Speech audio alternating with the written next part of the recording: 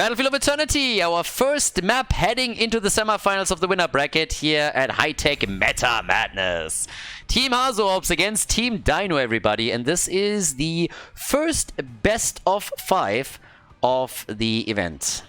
First of us, best of 5, so technically, if we make it to the 5th map, we have an enormous amount of heroes banned out. I mean, the most that you can see is 66 heroes banned in total.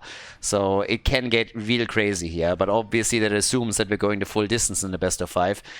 Battlefield of Eternity is still our first map, which means that 20 heroes here are banned. So 20 heroes are banned for the entire event, and every single hero within a series can only be played once, as we already talked about a little bit earlier.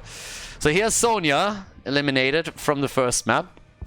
Should be a pretty interesting one. Hanzo and his boys, they've done a great job in the first round match. They took down Team Smexy, and they didn't even drop a single map. So let's see if they can pull it off again. As the craziness evolves, we should see... We'll see what happens. I mean, again, this could be a 3-0, then it's going to be quick and dirty. Third map might be interesting in regards to hero picks, but if it comes down to a 4th and a 5th map, you can literally start banning out complete roles within the draft, and that's obviously going to create quite a bit of chaos. So that's what we're here for. But yeah, we got Lunara banned out, we got Malfurion banned. I'm still a bit curious. I mean, you have to ban Medivh now. Do they really allow Medivh? To be fair, Medivh lost when Ultralis picked her, but the impact that he had in the early game with her was nasty. So can they really afford to not ban her? I mean, I'm looking at this and I'm just like, are you for real? Brightwing gets banned, okay, so they're more afraid of Brightwing here than of Medivh. Is she going to be locked in as a first pick though? Because if not, then there's always the chance that Team Hasu just picks it away. So they gotta make a decision now. Ultralisk's impact on Battlefield of Eternity with Medivh was absolutely crazy in the series that they played previously.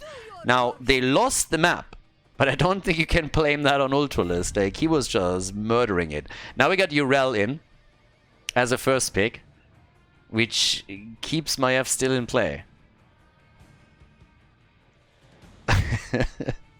I love Meta Madness. It's such a fun concept. It's so fun to have this tournament format played out a few times a year. And every single time it's just crazy. You got the group stage, you know, where you go for your warm-up. We have a couple heroes banned out, but it's never that crazy. It's just like, okay, getting people familiar with the concept and then moving into the main event, and all of a sudden you have 20 heroes pre-ban and you have everything else happening out here, which leads to Nazebo pick in game number 1. We got Rexa in. Dynouh played Nazebo in one of the previous games and he never was really doing that well on stacking and couldn't go into his level 20 Viral Infection. Now, I kind of doubt that he can pull it off here too. First of all, this is normally not a map where you have the guaranteed level 20, and you need a hero that can really do damage before that. So I don't think that they're just going to tunnel vision into delaying the game. Last time he also just upgraded his Ravenous Spirit, so I suppose that we are going to see a similar attitude towards the game style from them again. But yeah, the Witch Doctor's in the house. And let's see what else we're getting. Because right now they're actually targeting heavily the supports. So we have 3 supports already banned out. We could see a 4th one. But I would assume that Team Dynouh is going to shy away from that because they haven't picked a support yet. So yeah, they would make their own position worse if they did. So here goes Leo. And what else are we getting for the blue team now? Okay, Imperius and Anna. Oh, holy shit. And Nanu boosted Chromie. And stuns from Imperius and Garrosh. Yeah. If Chromie is hitting her spells, whew, if she hits her abilities, you can kiss your life goodbye. If she gets Nano boosted here, that would be bonkers. But alright, last 2 picks for the red team for map number 1. Tyrande and Jimmy. Nani? They're gonna get crushed, right?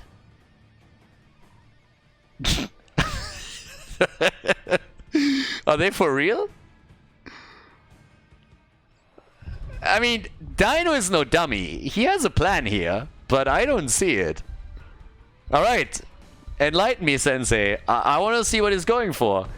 But my first impression here is they're going to get shit on. They're going to need a shower after that game.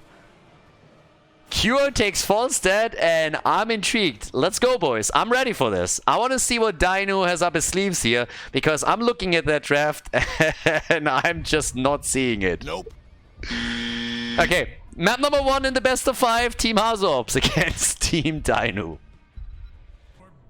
Game on, everybody. Here's the play. Here's the first map. Team Hasu against Team Dynouh. And we got some wild comms here, I gotta say. So on the left side, Hasu himself is playing Falstad for the team right now. We got Galnagulnar on Ana. Can nano boost Chromie, obviously, so that's already going to be a big deal for them. Morena's playing the Chrome Star. We got Johanna on Garrosh, and Cure playing the account Cringe Baby on Imperius. As on the right side of the map, Dynouh himself is playing Nazebo. Ultralisk is playing Reyna. We got Kelvin on Tyrande, and Skork is playing Rexxar in this first game. It's a little bit of a wild combo that we're seeing for the red team. Now, in most of the cases, I would say, yes, get your Nazebo on level 20, play around the Nabali infection. But this is Battlefield of Eternity.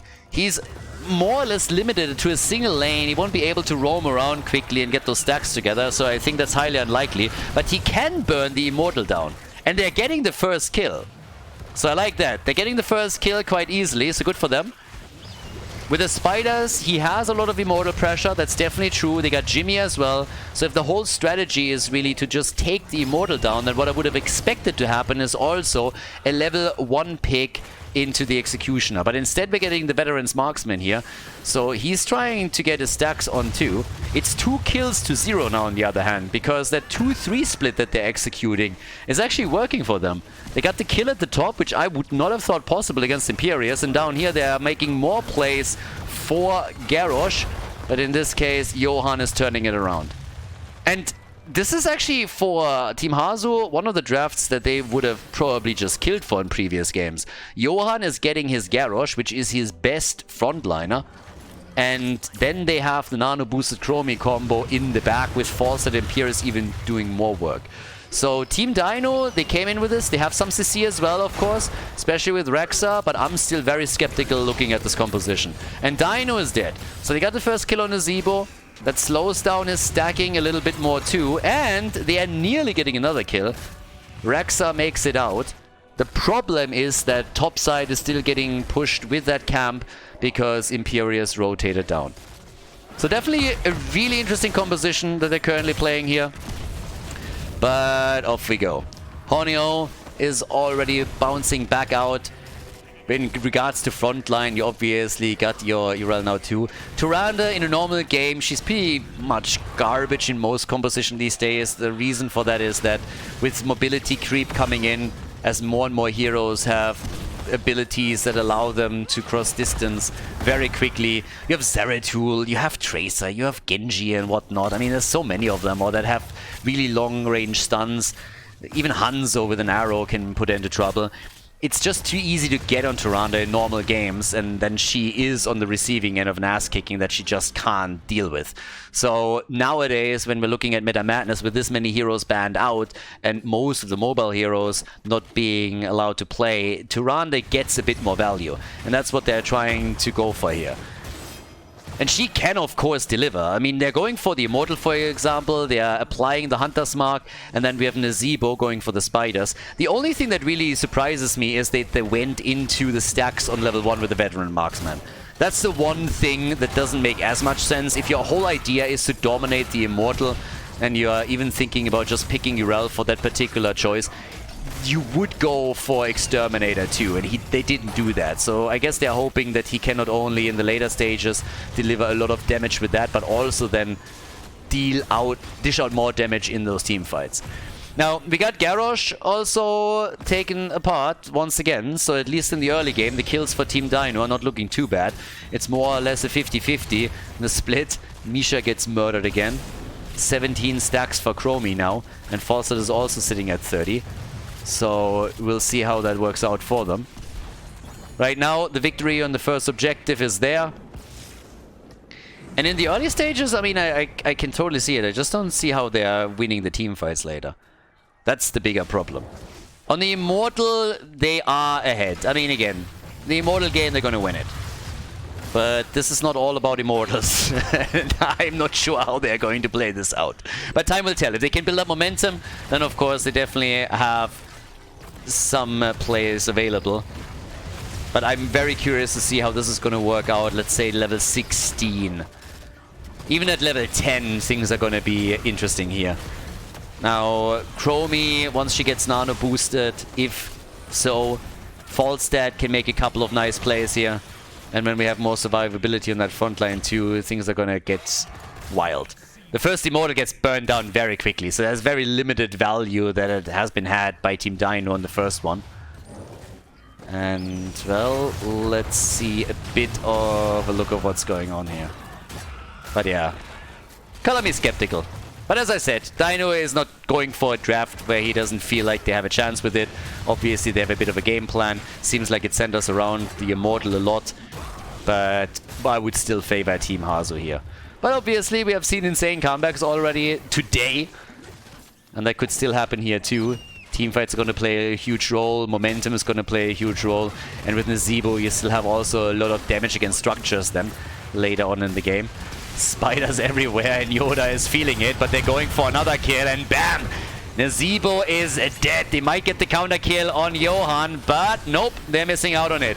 They're still trying to play for Cure, but even he's still fine. The stuns from Tyrande are a problem, but you can see how Chromie is already crushing it here.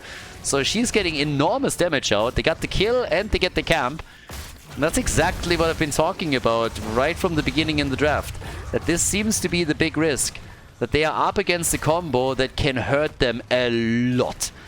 So, we'll see. Fawcett obviously able to later on in the game with his Gust also either isolate targets, create a little bit space of them. Let's say there's a push with the Immortal coming, you get a good Gust going, you have a bit more time where you can try and take the Immortal down and your opponent can't close the distance.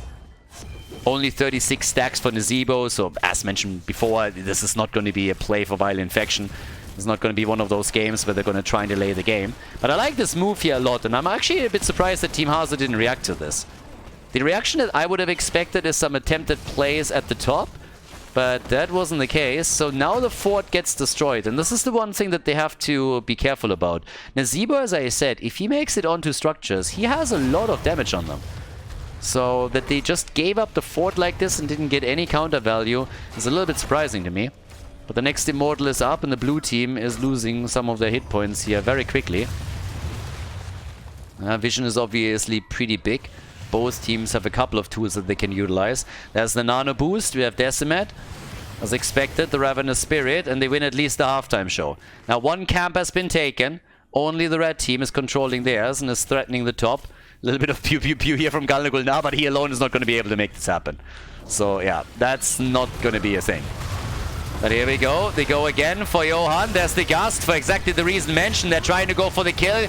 Cure is already in the back and Urel is forced to use her ult. Yeah, the quest completed for Nazeebo, but the spiders are still on the move. Chromie trying to do as much damage as she can, and the ults have already been used here. So they are attempting to burst down the Immortal and do some damage, as at the top the Shamans are now starting to push in for this. Yeah, and Hanzo and his boys are making the plays right now. Burning this one down very, very quickly. But the defense is ready. Good sleep dart. And they're even trying... Nah, they're not going all out on this one. But yeah, the defense is ready. 4 kills to 3 still. Jimmy has started to get some damage in. He has 16 stacks on his level 1. But they go for Urel and they get the kill. Sleep dart connected, but Johan stunned into the Immortal stun. And even with Anna trying to save him, that's not happening. They got the kill though on the Immortal, but they're losing Chromie, aren't they? Morenas, yes! That Gust came a bit too late. Falstad at least still alive. Cure is on the move, and he might get out here. Yeah, unless, of course, Tyrande is going to hit the stun now. She misses, but Misha has still a chance, and yes, they're going to take him apart. Cure is going to fall. Nicely done. The Immortal can do a little bit more damage up at the top, but that's about it. So at least for the time being, Team Dynouh is definitely fighting back. Both of the teams pretty much on eye level. Again, late game is what I'm curious about, especially since Ultralisk is not really getting the stacks together on his level 1. So that's a bit of a problem.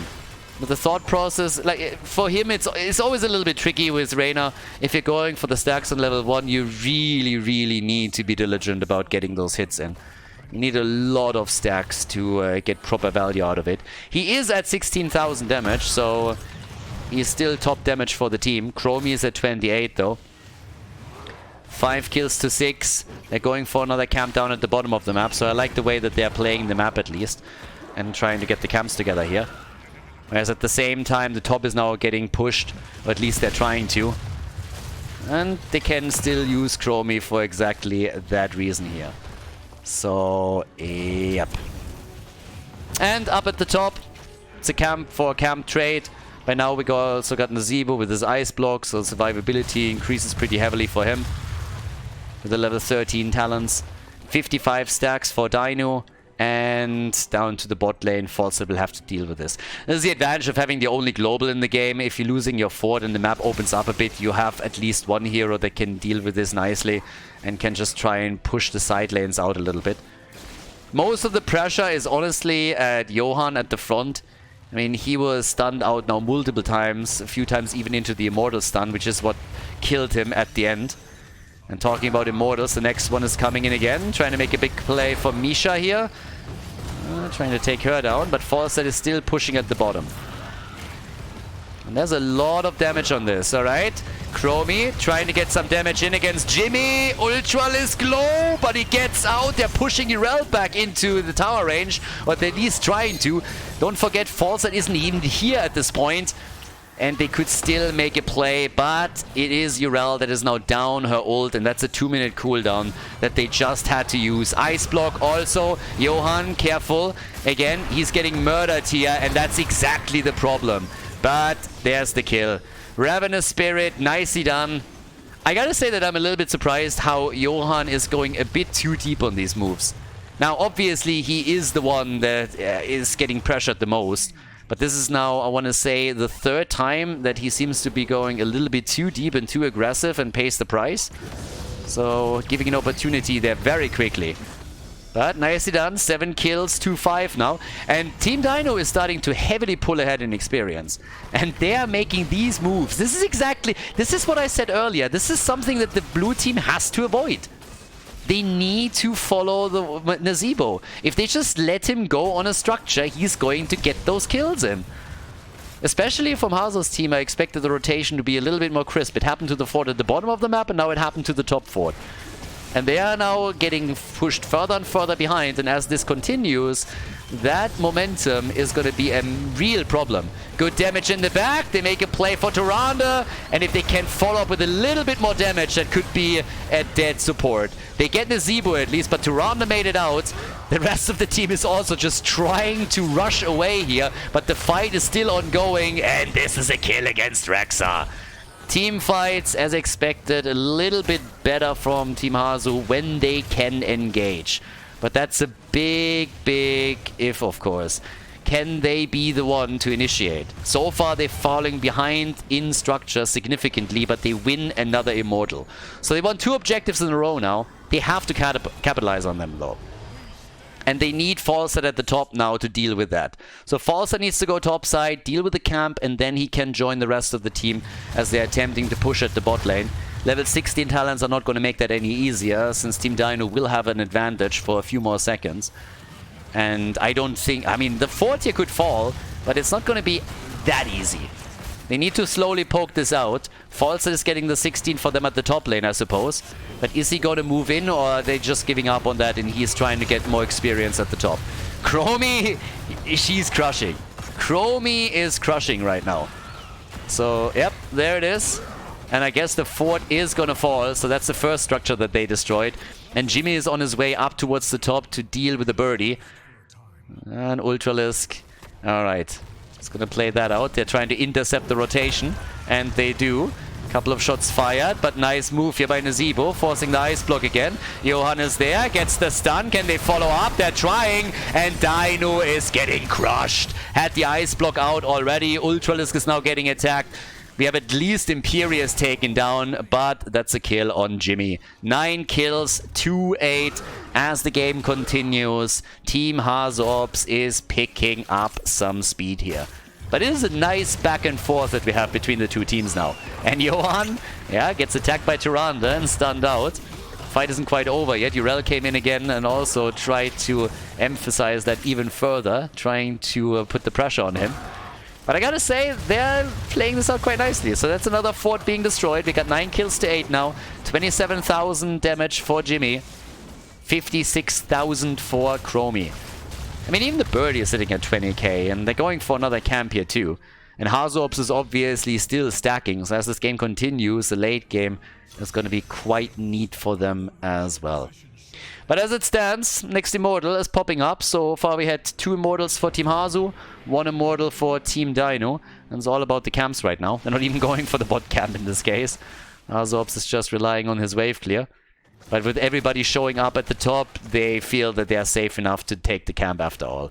It's all about vision right now. If you don't know where your opponent is, then play it safe. But since Hasu is now fully aware that they were at the top and the rest of the team is just playing around the middle, they know that they can get this for sure. This race should at least be won by the red team. They still got with Nzebo and with Jimmy more single target damage on the Immortal. And obviously Tyrande is playing a big role here too. But it's about the fight now. So halftime show victory for Team Dynouh, but they still gotta win the battle. If it's only a race, they're gonna take it. And it seems like the defense is starting up, but that Immortal is nearly destroyed. Fawcett isn't here yet either. There is a double camp at the bottom of the map though, and that's a problem. But there's damage on Urel. Uh-oh, that's also a problem. But the ult is not doing enough. So now Urel is in trouble. That's a kill. Dynouh gets stunned out too, and that's solid damage. There's a double camp still doing work at the bot lane. But the Immortal, it seems more and more likely that Team Dynouh is taking it. But they are taking damage down here. And it's a pretty significant amount. They gotta move back and deal with this. But they want that Immortal too, so they have to deal with 2 sides now. They take the Immortal, they have a 40% shield on it, but the fight continues. They're trying to go for Dynouh, he ice blocks it. Johanna is in trouble, Garrosh might fall, Nzebo did die, and Garrosh made it. And now the keep is down to 50% HP and it's losing more and more hit points as we speak. They can easily go for it and take it down, especially now that they took Rehgar. If they want that keep, they can take it. But they are pushing back. They go for the Immortal. They can take this one later, I suppose. But if they wanted to move in for it, that was definitely an option here. So they save the keep for now, but this push is not doing anything. 32 stacks now for Jimmy. Honestly, I'm still not convinced. He needs a lot of damage to make up for Ace in the hole. To be fair, that's not... I mean, they have a few stuns. They got the slows from Rehgar's ult, they got the stuns from Tyrande, they got the stun from Misha. So they got all of that. Ace in the hole is usually the single target choice. Yeah, you don't see a lot of stacking happening. If they want to go only for an Immortal race, Executioner would have been better for everything else. Ace in the hole, definitely an option. Rehgar is still not here, so they're stealing the camp away, gusting them out too, and getting a fantastic sleep down. Holy shit! And that's a kill on Reyna. Jimmy is down just as Rehgar comes back. They get the damage dealer eliminated. And here's the level 20. With that, we got the nano infusion. The fight isn't over yet. Chromie moved a little bit too far out. It might pay the price here. They kill Chromie. Chromie is down. That was a great move by Team Dynouh. They saw an opportunity and took it. Rehgar with a feigned death, but there's the flip and there's the kill. The Ravenous Spirit, though, is able to take down Garrosh. So they're trading kills at this point. But the top lane is still pushing. There's a double catapult and a camp that is moving in. They are hoping for more kills at the bottom of the map. Dynouh in particular, with spiders everywhere, but someone needs to deal with the top lane now. Level 20 versus level 20, 14 kills, 210, and top side, they're getting pressured too much. They're losing too much ground here. Jimmy is back in 5 seconds, but with a double catapult, the keep is taking a ton of damage. They might not lose the keep here, but it's definitely taking a little bit more than they're probably going to be comfortable with. So yeah, that one's down to 50%. So Ultralisk takes this one apart. But now with the birdie, they can also play the global game a little bit further. Top side is looking good here. HasuObs is moving in, taking this one down too, so they have the camp pushing. But they're losing out on the halftime show again. They're not even in position for the fight because Garrosh is still dead. Yeah, but they're trying. Yeah, okay. Urel. That was actually nice. So the halftime show is nearly over, but they gotta deal with those camps. They know that they're going to lose forts if they don't deal with it now. But in the meantime, we have another camp taken. This time it's the Shaman camp for the bot lane, and that's of course another problem. So Team Dynouh, they need kills. They need kills. And especially Nazeebo, of course, with his level 20, can now dish out even more damage. I mean, at this point, he has got the Annihilating Spirit. But it's not... that's not going to be that straightforward. Misha is down for another 20 seconds. So that's a problem already. We have camps at the top, we have camps at the bottom. There's an enormous amount of pressure against Team Dynouh. But so is the pressure against Johan. Chromie with the ult. Johan all alone at the front. He's gonna die. They're sacrificing him. They want the counter kill and they just don't get it, it seems. Chromie is in trouble. Johan went way too deep here, but they save Chromie. Skork gets away. How the fuck did Rehgar survive? They get the kill against Tyrande though, and Cure survives too as Anna goes for some insane pew-pew over here. They still need to deal with that bottom push or the keep will fall, and that gives more time for the blue team to deal with the Immortal. It's unbelievable to me though that Rehgar survived. He was at negative hit points. It was crazy. So here come the spiders again on the defense. We still have catapults at the top, I believe. At least one just got taken down by the minion wave. But they are poking against the Immortal. They win the halftime show and take a significant lead. And Garrosh is going to be back first. Garrosh committed full Sudoku here. I can only believe that that was already like called and coordinated. Go in, no matter if you die, zone them out. We're going to get the counter kill. That's exactly what happened. Now it's a 4 versus 3. And they're going to have 5 on the map in another second. The ult is out as the boars are getting unleashed. And the connect with Imperius. And boy, is Dynouh in trouble here. Yeah, careful, my friend. He's nearly getting chromied, and that Immortal is about to get dusted. 17 kills, 2-11. The early game worked for Team Dynouh, but as I said, the draft for Team Hanzo just looks way too strong for this. And unless they're getting great kills, there's no way for them to turn this around. It was all about the team fight kills towards the end then.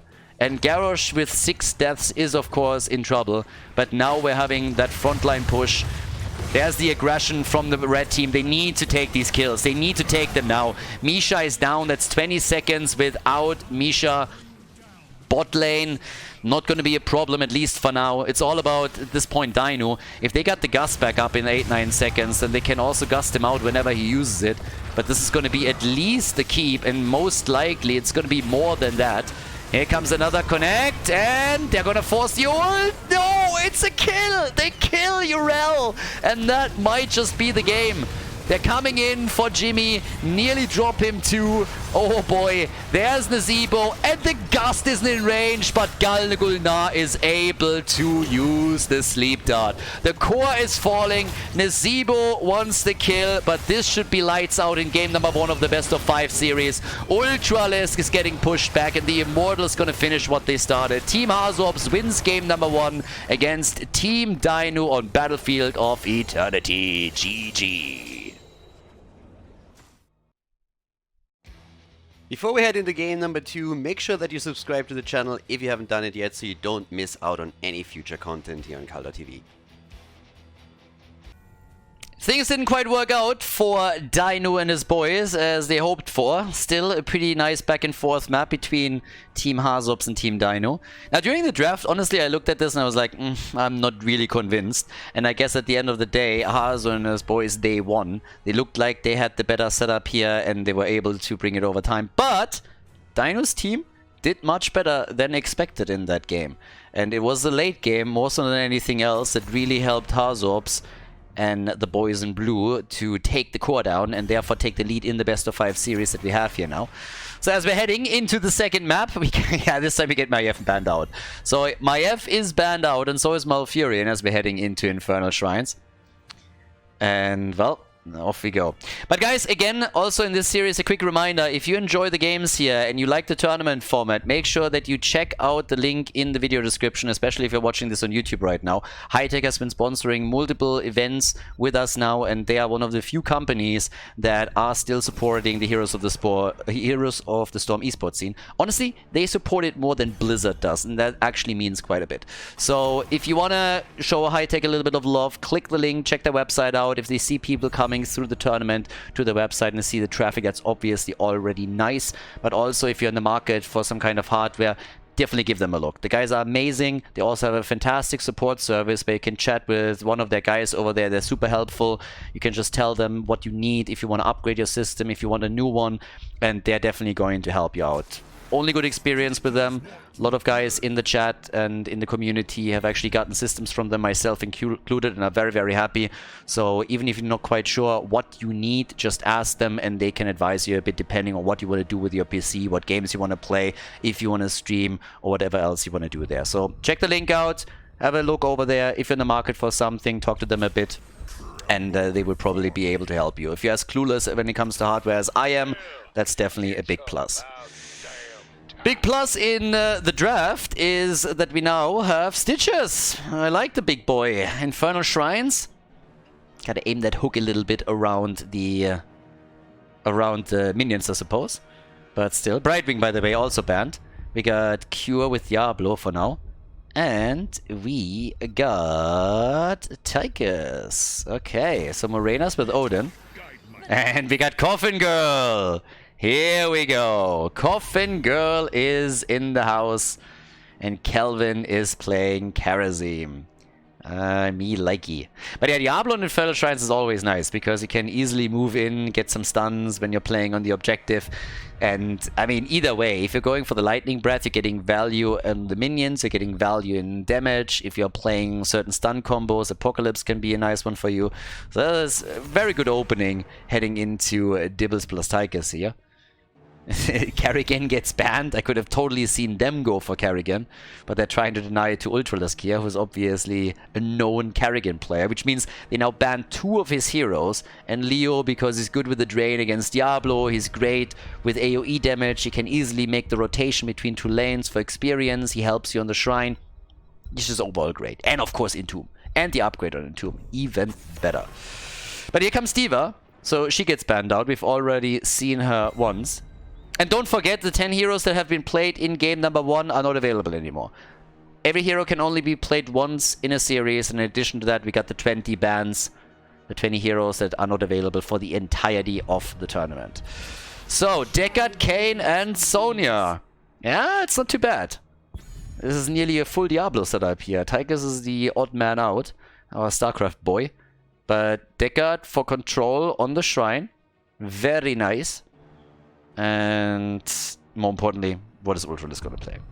What am I going to get from him? Ultralisk, my boy. Malthael and Thrall. Alright. We could see Trash Lightning. Alrighty. I see you. Yeah, that could definitely be a fun one. Triple frontline for them right now.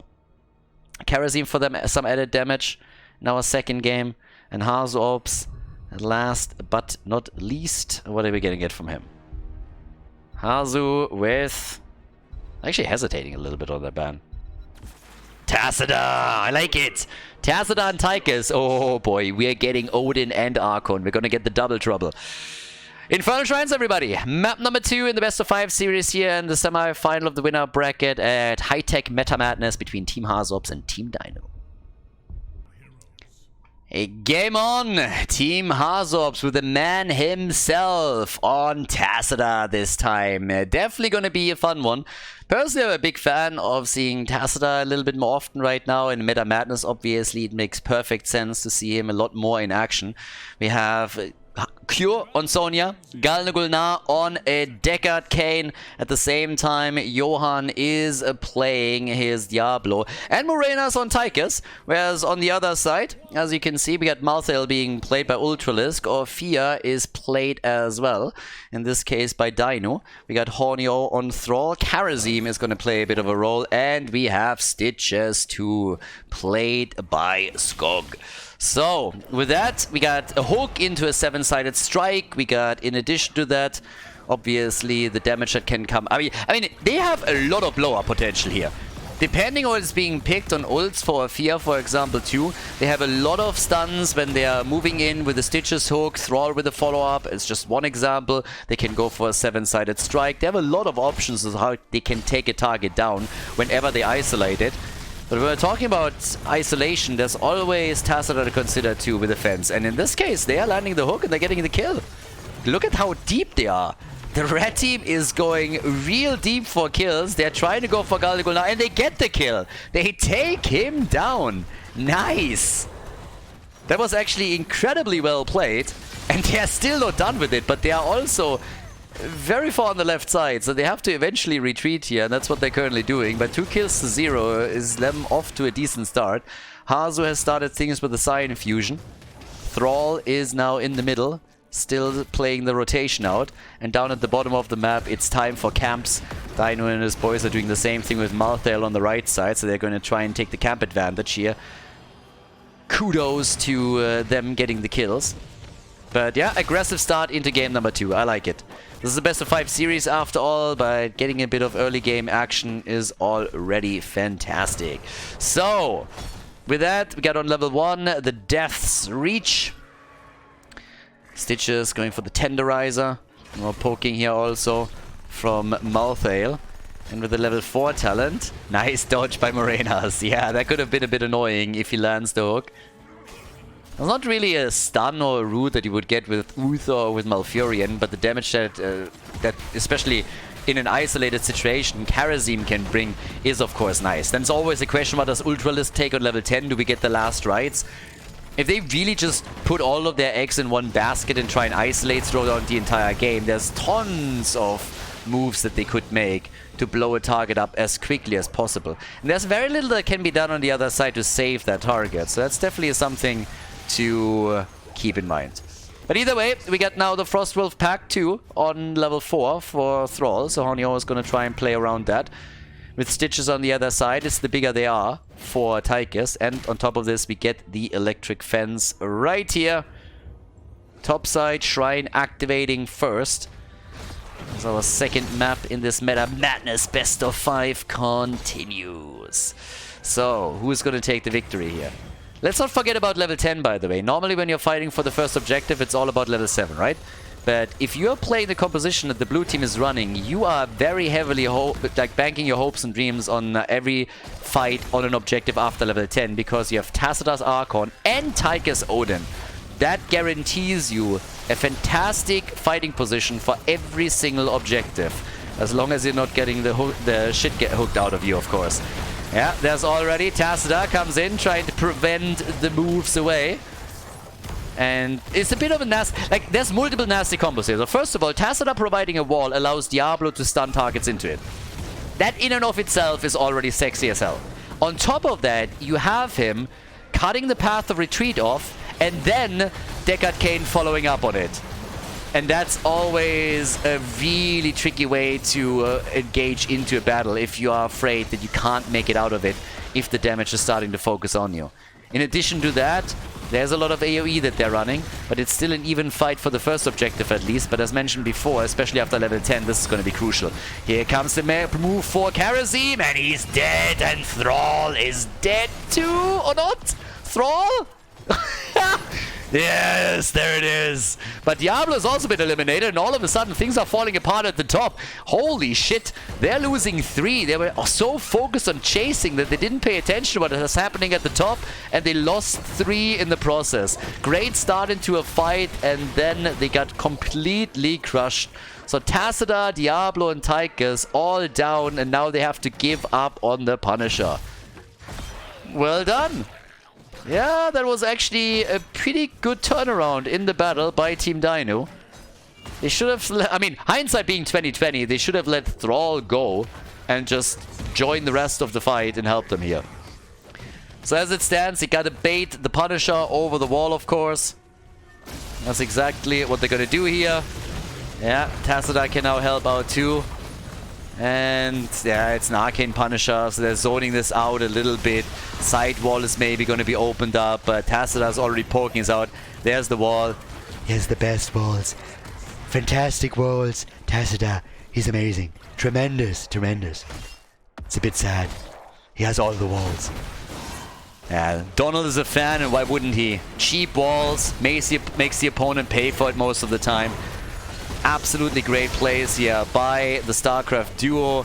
At least that's what we're expecting for the next few objectives, but already they're doing work here. Thrall completes his quest at least. Helping Hand, not successful. Malthael is dead. And 4 kills to 5. Me likey! Having a lot of action going here, so this has actually been quite nice. Back and forth battles didn't really work out too well at the top. But now that they are back on it, they are... sorry old timer. There is no way that... Fuck me, he got out. They actually saved him. They saved him. Amazing. I am impressed. Deckard Cain in my head was insta-dead when I saw this. That hook hit hard. And he had no right to survive this, but he did. And here comes Cure jumping out of the fight. Oh, wow. Yeah, no problem for him. Can go for the aggression, but I really want to see what's happening now on the objective. And hello, sir. Hasu.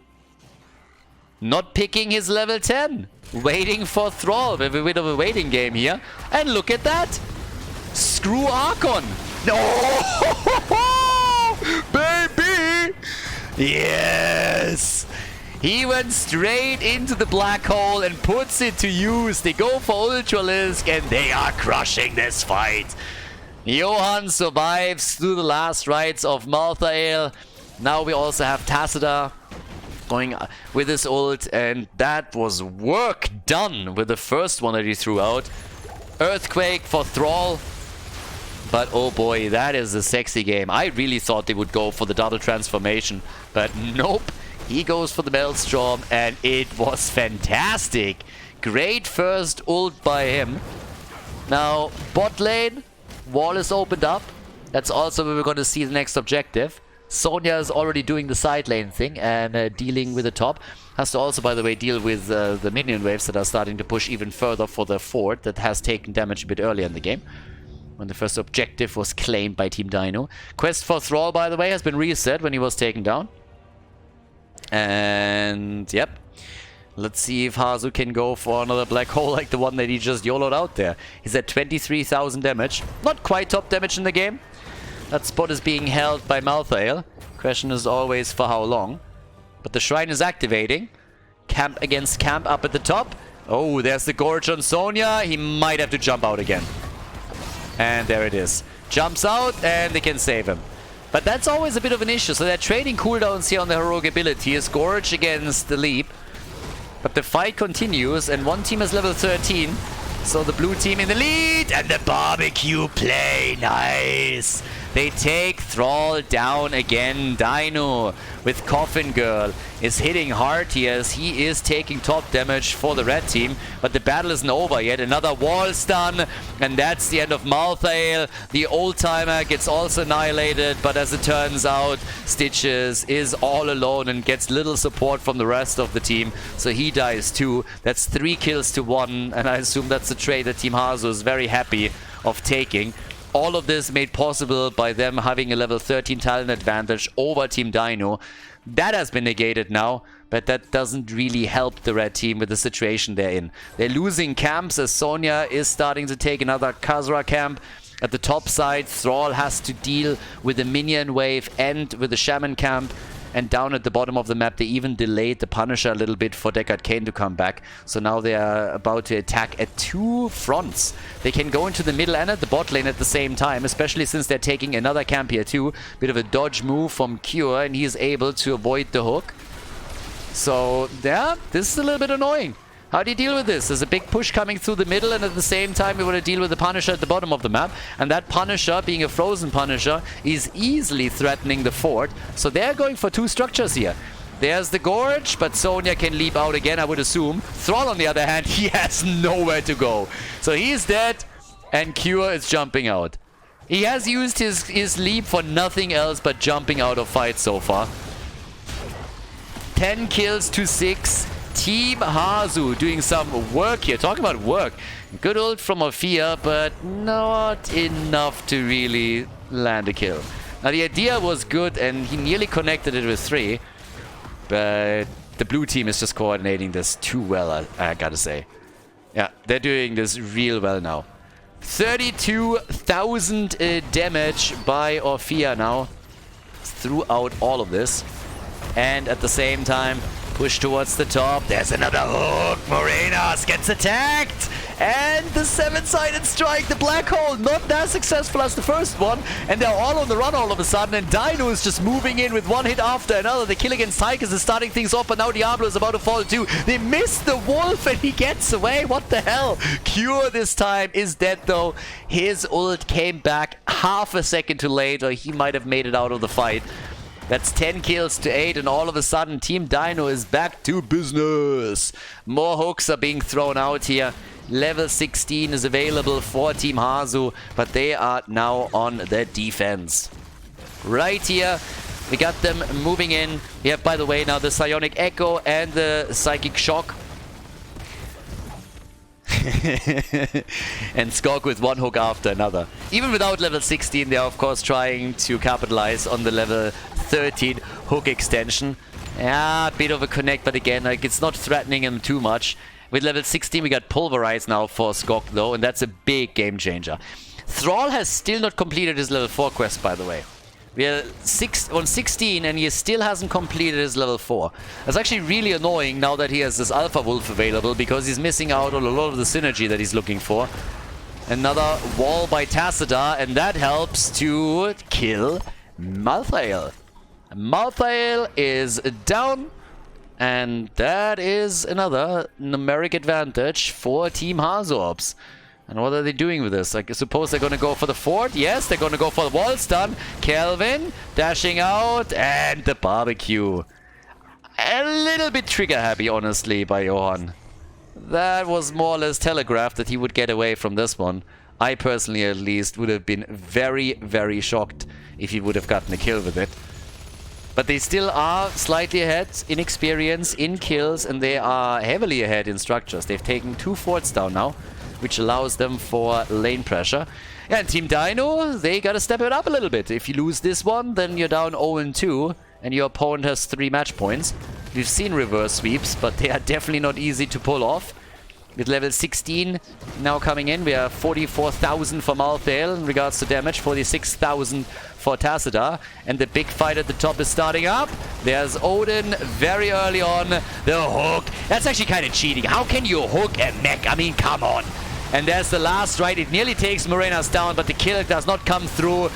Instead, they're taking Karazim down. That is Thrall gone. Sonya dead. Everybody dead and dying over here. Another hook. He does it again.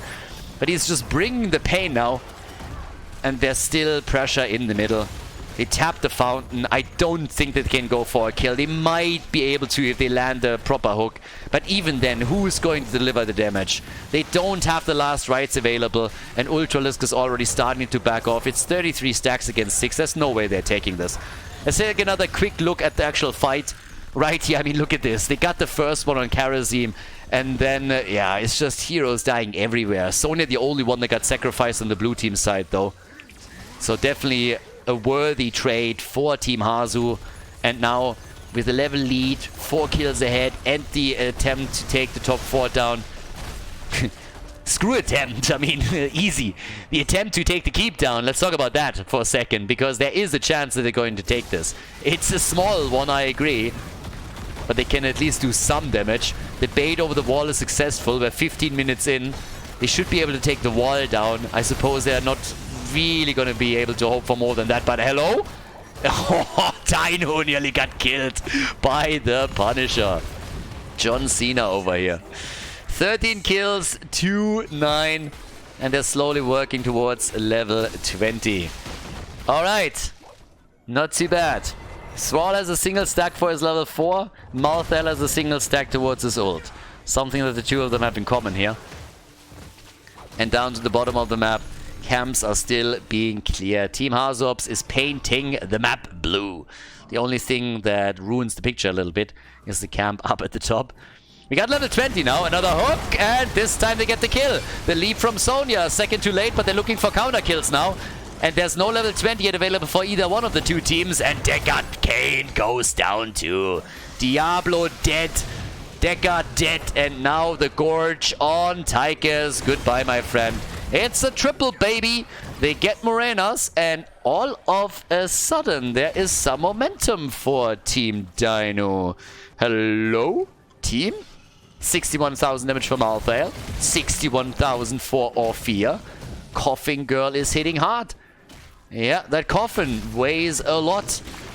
If you ever wondered what's in that coffin, it's the hopes and dreams of the heroes of the esports scene. Everything is in there. HGC, Blizzard support, developers, new heroes, patches, everything that you wanted the entire time. Where the fuck is it? It's in there. Blizzard killed it and they put it into the coffin. That's why that thing hits like a truck. It's super heavy. Orphea doesn't look like it, but boy, that girl is strong. She's lifting all of that. So, right now, they're looking for more kills. It's 20 versus 20. Cure, it's just his escape tool. That's all that it is at this point. Honio, maybe a little bit too deep. They're missing out on Tychus, though, and he was just asking for it. Now they're just committing honorable Subaru over here. Good ult by Gulnar. Jeez, if he didn't pull that one off, they would have probably killed another one. I mean, at least another two heroes. So... Diablo has apparently a bit of a death wish, or thought that he had his stacks up. I don't know what it was, but he's down. So now we got 13 kills to 13. And, well, there it is. Even talents. Nearly even situation in structures too, because there's only a single fort remaining for Team Hasu. This could be a comeback. This could actually be a comeback here. 3 stacks also for Malthael. Our boy is starting to get some solid cooldown reduction. I mean, he has to work on it a little bit more, but that's 15 seconds. It's better than nothing, right? So here's the opportunity to steal a camp away. Hook did not connect. But the next objective is up. And it seems like the red team is taking the better position and maybe the lead here. Dynouh's a little bit low though, definitely too low for comfort. But Skok is still YOLOing these hooks out, but that also isolates him as Tacita drops the wall. And talking about dropping thing, Odin gets dropped here very quickly. And with that, the party starts. Wall's done. Orphea with another one. And that's a kill. And another stack for Malthael. Nice. They're taking Diablo down again. Lots of damage against the red team. But they are the ones locking the kill in. And now Team Hasu finds themselves in even more trouble. It's a 5 versus 4 situation to begin with. He fucking eats the mech. You're cheating. There's no way. This thing is way too big. Double kill against Thrall. Kharazim is dead. So is Orphea. So is Stitches. 5-man team wipe. Get wrecked. They're killing everyone. And all of a sudden they can move straight to that top lane. Look at this shit.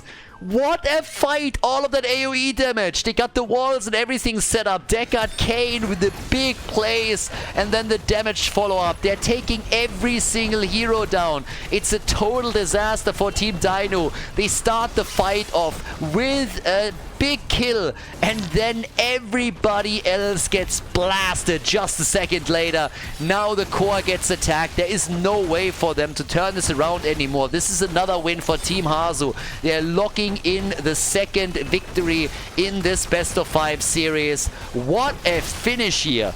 The blue team not giving up, fighting through even though Dibbles was down. Q is jumping around a little bit. He's happy and he should be. 2-0 for Team Hasu against Team Dynouh.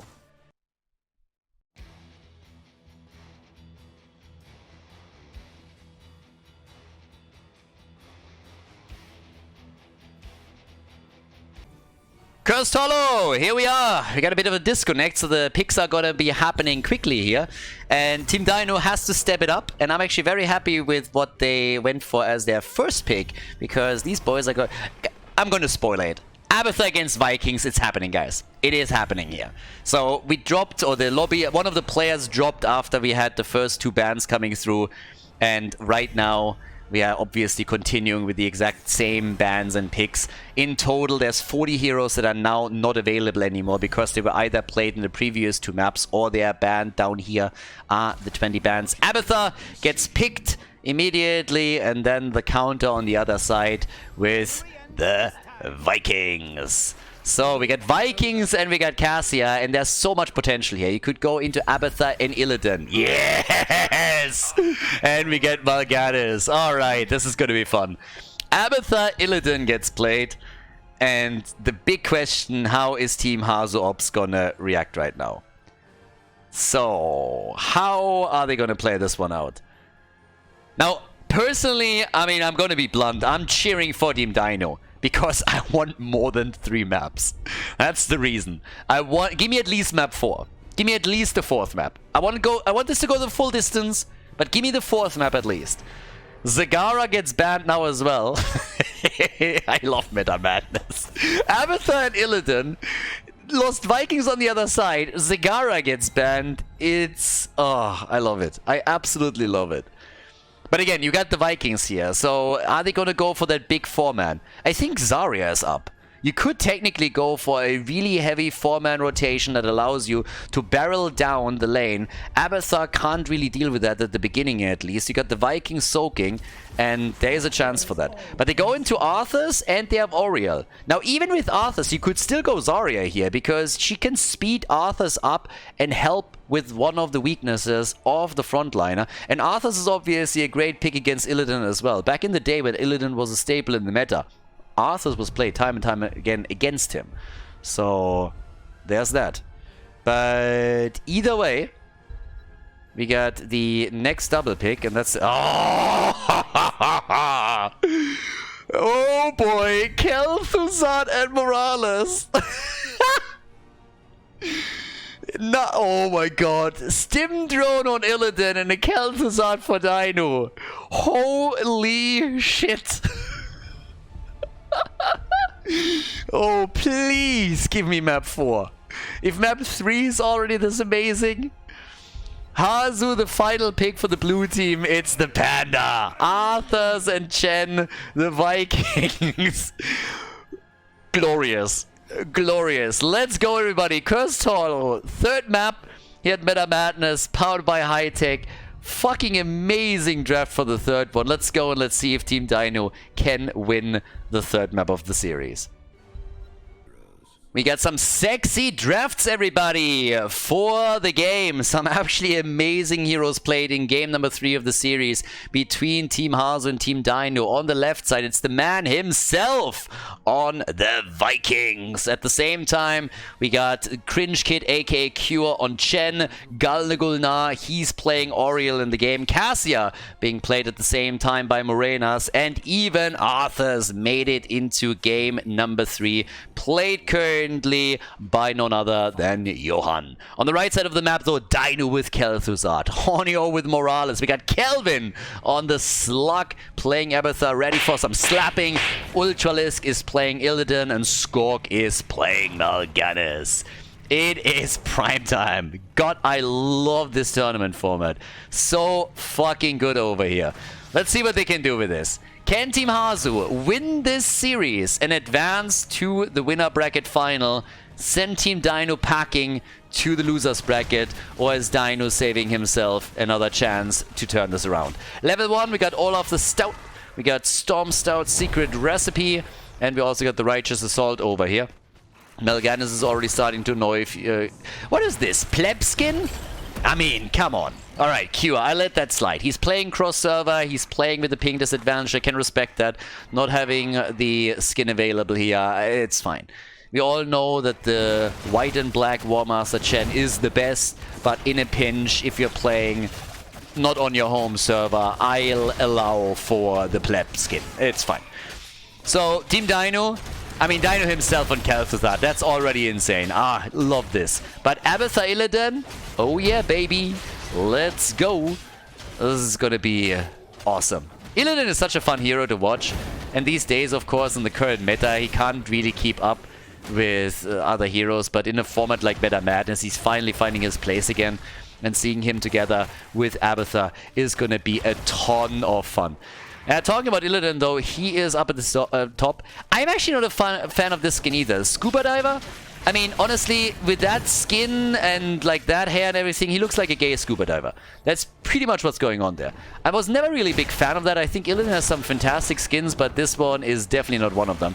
And it seems like Ultralisk is going to get punished for picking it by getting killed right away, as he should. I mean, there needs to be some sort of punishment. And as I say, he seems to be surviving through all of this, but then he goes 1v4 and goes down. Level 4, we got the Armor of the Archlich, we got the Adrenal Overlord, and also for Illidan, the Hunter's Onslaught after the Battered Assault. So, level 4, the Cellular Reactor, and the blue team still defending here in the middle. But yeah, I want level 10. I need the Hunt on this. Hunt into the fight, then the Stim Drone and Abathur for the support, and then we're gonna go. Full crazy on them. And obviously for Illidan, the one thing that I also want to see here is with Abathur's support. I mean, it goes Adrenal Overload, we got the Pressurized Glance. Keep level 13 and 16 in mind. That's really where Abathur can start helping those melee assassins quite significantly. Once that we are having the extra heals with the Soma Transference. Talking about help, by the way, seems like Skog needs some, and Abathur could help out over here. Ooh, Mal'Ganis, yes, that was a close call.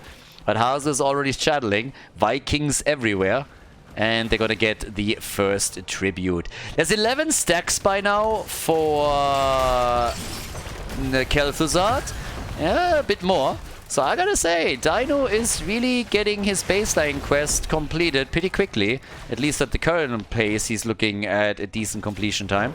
Spin to win now on level 7 for the Vikings. Good for them. Again, the Surge of Light and the Plate of the Whale after the initial charge strikes here for Cassia. We've seen the build a few times now, doing absolute work throughout the game. And then again, we already have Ultralisk starting to chase, and in this case, he has to get the hell out of the fight. Illidan obviously not really a hero that usually does too much work in the early game. Late game is really where he shines, especially when you're taking forts down. Distance to safety is an important concept when you're playing Illidan. You don't want to be too aggressive in the early stages, but once that those forts are slowly starting to fall and the distance to safety for your opponent increases, that's where Illidan shines, and he's going to chase you 6 days to Sunday. They're already getting a kill on Arthur's here. That's the first kill for them in the game. 16 stacks by now for Dynouh. He went into the Accelerated Decay. There's also the Plague Lance, and obviously baseline is really what it's all about for him. Tribute is spawning, and it's, as usual, when you're playing an Abathur composition, it's this interplay at the beginning where you're hoping to at least take one of the tributes or at least delay them, because you want to make sure that you can fight when Abathur has his ult ready. Fighting before that's the case is always difficult. So even if they're not able to pick this one, they need to make sure that they're at least in a position where they can delay it for as long as possible. I like, by the way, what Arthur's is doing here, considering that during the fights it's going to be... actually, they got one, so that's solid. With Dynouh moving in, they can take Hanzo down on one of the Vikings. Yep, Illidan is already helping out with that, and Hanzo's just making them waste a lot of time on it. Level 6, Unbound, already dealing with that. But I still want to say that I like that we're having, in this case, a Death Coil build for Arthur's. It's actually a bit of an interesting one, because on the one hand I like it because it gives you more sustainability. On the other hand, it's a little bit of an issue in the sense that normally you're trying to go for more of your Frozen Tempest talents when you're up against Illidan, because you can really mess with his auto attacks, and that's really what all of his power hinges on. So for Johann, it's interesting. He has more self-sustain. He allows for Auriel to focus on other heroes more than on him, but he's already starting to struggle here against Illidan, who might have gone a little bit too deep and has to meta out as he gets his ult. Boy, that couldn't have come a second later or he would have been in trouble here. So it will be... I'm curious to see how it works out for Arthur's. Generally speaking, if you have troubles with sustainability, I like the Immortal, the Immortal Coil build quite a bit. But against Illidan, they have to see if it really helps them. Because, again, you really want to make sure that you're controlling Illidan through these fights as best as possible. And as you could already see in the last engage, it's tricky as is. Now, Kel'Thuzad hasn't made a choice yet. Everybody else has already picked their ults. So in this case, we currently have the Storm, Earth, and Fire already locked in. So the triple panda. And the longer this lasts, I would say, the better, honestly, for Team Dynouh. Because Illidan in the late game is a beast. And it's kind of funny also that Illidan goes up against Fat Illidan in this case. Cure with Chen is also going to jump around to these fights and try to wreak havoc. But here comes the ult from Dynouh. They're moving in with a Frost Blast. They're looking for the kill. It's Ultralist that's slow. A lot of bouncing happening here. He gets the ult a little bit late and he can't use it at all. So Horny O, a bit... I mean, that didn't really work out for him whatsoever. Illidan, now that he's back to full health, can finally start to approach the team fight again. But that was a waste of the stim drone if I've ever seen one. Coordination definitely not on point between the two of them. But they can still go a little bit deep, and Cassia is in trouble! And that's a kill! With Illidan doing this much work, it also takes the focus away from Dynouh, so Kel'Thuzad can reign supreme from the backline. Hazu with the Vikings is doing damage at the bottom of the map, but Ultralisk is still starting to chase here, or at least trying to. He gets slowed a little bit, but if he gets just a bit closer, he can get the kill, and he does get the kill. Auriel is dead, and that's what we talked about earlier. Distance to safety is a problem, and the fort isn't even down yet. Now the one at the bot lane has taken a significant amount of damage. Hazu doing well, pushing them back, but now with Mule they can always heal that up. And with 5 kills to 1 and level 13 talents, I honestly don't know if they can stop Illidan here. Do they have the stuns that they need? The CC that they need to control Illidan? And I think the answer is no. We got so much transference now, so his survivability is even spiked up further. We got the Nimble Defender too. Have fun dealing with that. Yeah, have fun dealing with late game Illidan. Ultralisk is murdering on everything that you throw his way. You put him on Karrigan, he's a beast. You put him on Maiev, he destroys entire teams. Now he's on Illidan, and he's just fucking them up. There's the ult, this time the stim drone is in time, and Illidan is just coming in with one hit after another, and he's pushing the entire team back. But they got cursed. Hazu, look at him, coming in with the Vikings and locking in the tribute. So all of a sudden the macro game is turning against Team Dynouh, and that's a big problem. They might lose Morales too, because Team Hazu, they wisened up pretty quickly. Mocus Forales is the name of the game here, and they're trying to do exactly that. Morenas, though, dies to Illidan. Yeah, well, even with the blind, it's not enough to stop that man. Blind is a bat, but for some reason... I mean, he even has like a blindfold and everything, but for some reason, blinds still are effective against him. Dynouh gets the heals, but Fat Illidan gets the kill. And the Vikings are pushing all of the lanes. Hazu is just absolutely crushing them. Hazu is everywhere. Hazu is everywhere. Backdooring the keep, pushing the lanes. Abathur. Oh, the slug! The slug! Slap him! Slap him! No slaps by Hazu, but look at those keeps. Taking damage already. Thankfully for Team Dynouh, they got the slugger to at least drop the mule. But yeah, Team Dynouh's winning the team fights. But they're losing out on the game because they're not controlling the side lanes well enough. Now they find themselves in a bit of a pickle. Every time they move out, Hazu is going to use those RTS skills honed in Warcraft 3 and Starcraft 2 to play the macro game and push him back. Hazu is just insane on some stuff like this. By the way, now we get the Embrace Death as well. Illidan is in the meantime going for the Blades of Azeroth. We also got the Shield Sequencer now. Damage output 17,000 for Kel'Thuzad. And we got Illidan on 39,000. Top damage in the game. Easy. But then again, they're losing the map. They haven't taken a single fort down. They lost every single fort with the exception of the mid lane. And the walls at the keeps have been destroyed too. So now if Ultralisk can get some momentum, that's going to work well for them. Late game is going to be great in the sense that they can probably dominate the team fights with him. But that doesn't do anything for them if they cannot control the Vikings. And on that end, they are struggling. So a boss play by the blue team will probably have to be abandoned. I don't see them trying to fight this against Dynouh. And especially Illidan here. Level 13, by the way, the chain link. Cassia's already getting attacked. Here come the Vikings. They got 16 now. And they go for Morales. And Morales gets murdered. Just absolutely murdered. Illidan takes, on the other hand, together with Abathur Auriel down there, going for another kill. And Cassia is falling to Ultralisk, trying to come in again for maybe another kill. Johanna, Arthas, he's in trouble. Kel'Thuzad is getting chased by the Vikings at the same time. But it seems like Arthas is going to fall as well. They try to help him escape, but Ultralisk is showing absolutely no fucking mercy here.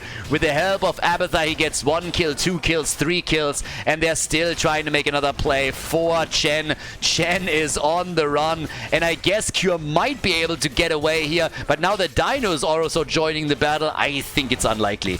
He's trying to use his own mobility skills to get away, but that's not happening either. That's 4 down. Illidan just cleaning house, and all of that without Morales, without the stim drone, just with the help of Abathur. They take 11 kills to 3, and now they are hoping for a curse as well. Dynouh is chasing Hasu away. Hasu with a jump, but Illidan is already going for the... Look at this.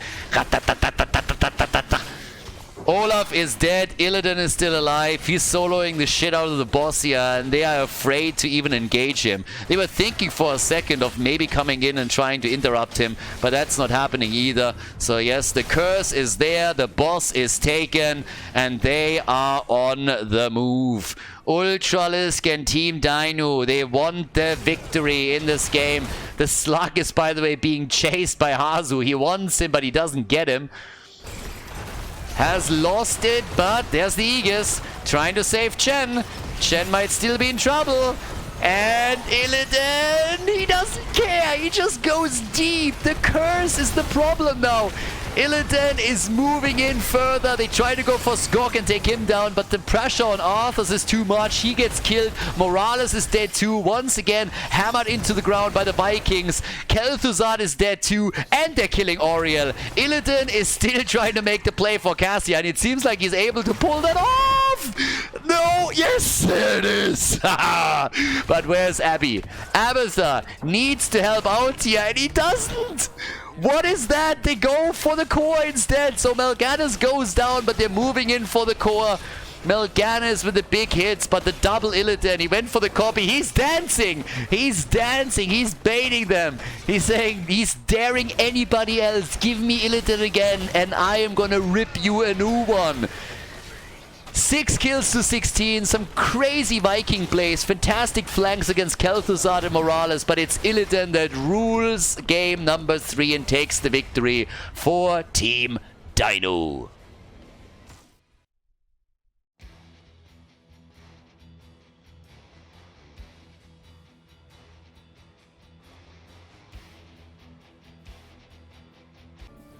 I'm a happy panda. We get game number 4 and we have Sky Temple. Team Dynouh with the victory. Illidan with the victory. You could say that Team Hasu, they were not prepared. But as we're heading into game number 4, the big question is, of course, is there going to be a couple of groups that are even going to be banned out now? We had 3 maps already. That means 30 heroes are banned and can't be played anymore because they have been played previously. And we have 20 heroes banned because they're banned for the entire event. Meaning 50 heroes out. 50 heroes are immediately out now. And as we're heading into Sky Temple, you still have bans available, so Malfurion gets eliminated once again. Kerrigan, they're just banning out Ultralisk at this point. They're just looking at Ultralisk and they're just saying, like, we cannot deal with this guy. Ban everything that he could be good at. And now, I mean, game 4 is honestly going to be a bit crazy. 2 supports are banned out. You gotta pick your supports early. You're going to be pressured. They go for Lunara first. And what's the counterplay now? Lunara making it through the draft and being played in game number 4 is actually a little bit insane when you think about it. But you are running out of heroes here, for sure. Slowly but steadily. You could go... We've even seen Valla in the group stage. That's another pick that we could technically see here. First we get Greymane and we get Tyrael. Boy, that's a good start. Sanctification on a boss fight and Greymane. Ooh, I like that. I like that a lot. That's a fantastic start into the draft. Yeah. Not bad. And the wolf wants the deer. ETC and Uther. We could see the holy cow. We could see the holy cow. Mosh pit with the divine shield. It feels like alpha.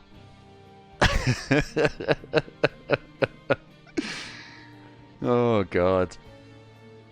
I gotta admit that the beginning of the draft is still looking very, very normal. More normal than the start into game 3. So, what is being banned now? I would assume that Team Hasu, I mean, they could literally ban another support and really force the hand of Team Dynouh. They're not going to be able to ban it out completely, but they're at least going to force the direction a bit further. So, what do we get here? What do they get rid of? There's still a support needed, side laners are needed, a bit more damage also something that they probably need here. But there's a lot of stuff that you can do on Sky Temple where you can try to blindside your opponent a little bit. Normally it's globals that are really important here, but most of them are already gone. They banned Lily. When you ban Lily. Glorious. No adventure for her. But instead, what are we getting for the red team now? It's double pick time, baby. Make your choice. Slowly and steadily. Pool is down. I mean, technically, some of the teams could have gone for a Cho'Gall too. Maybe not necessarily the map for it right now with the comms. They go for Zul and Alexstrasza. Zul is gonna dominate the rotations between lanes and using his wave clear to apply pressure. So that's not too bad. And then we got Alexstrasza as the support. Forced into that direction, obviously, a bit. But Team Hasu. They are ahead. 2-1 in the best of 5. So that's another match point for them. They lost match point number 1. This is match point number 2. Can Team Dynouh force the final map? Gazlo! Gazlo and Gul'dan. We're going green, baby. Go green. Give him the clamps. We get the Gazlord, everybody.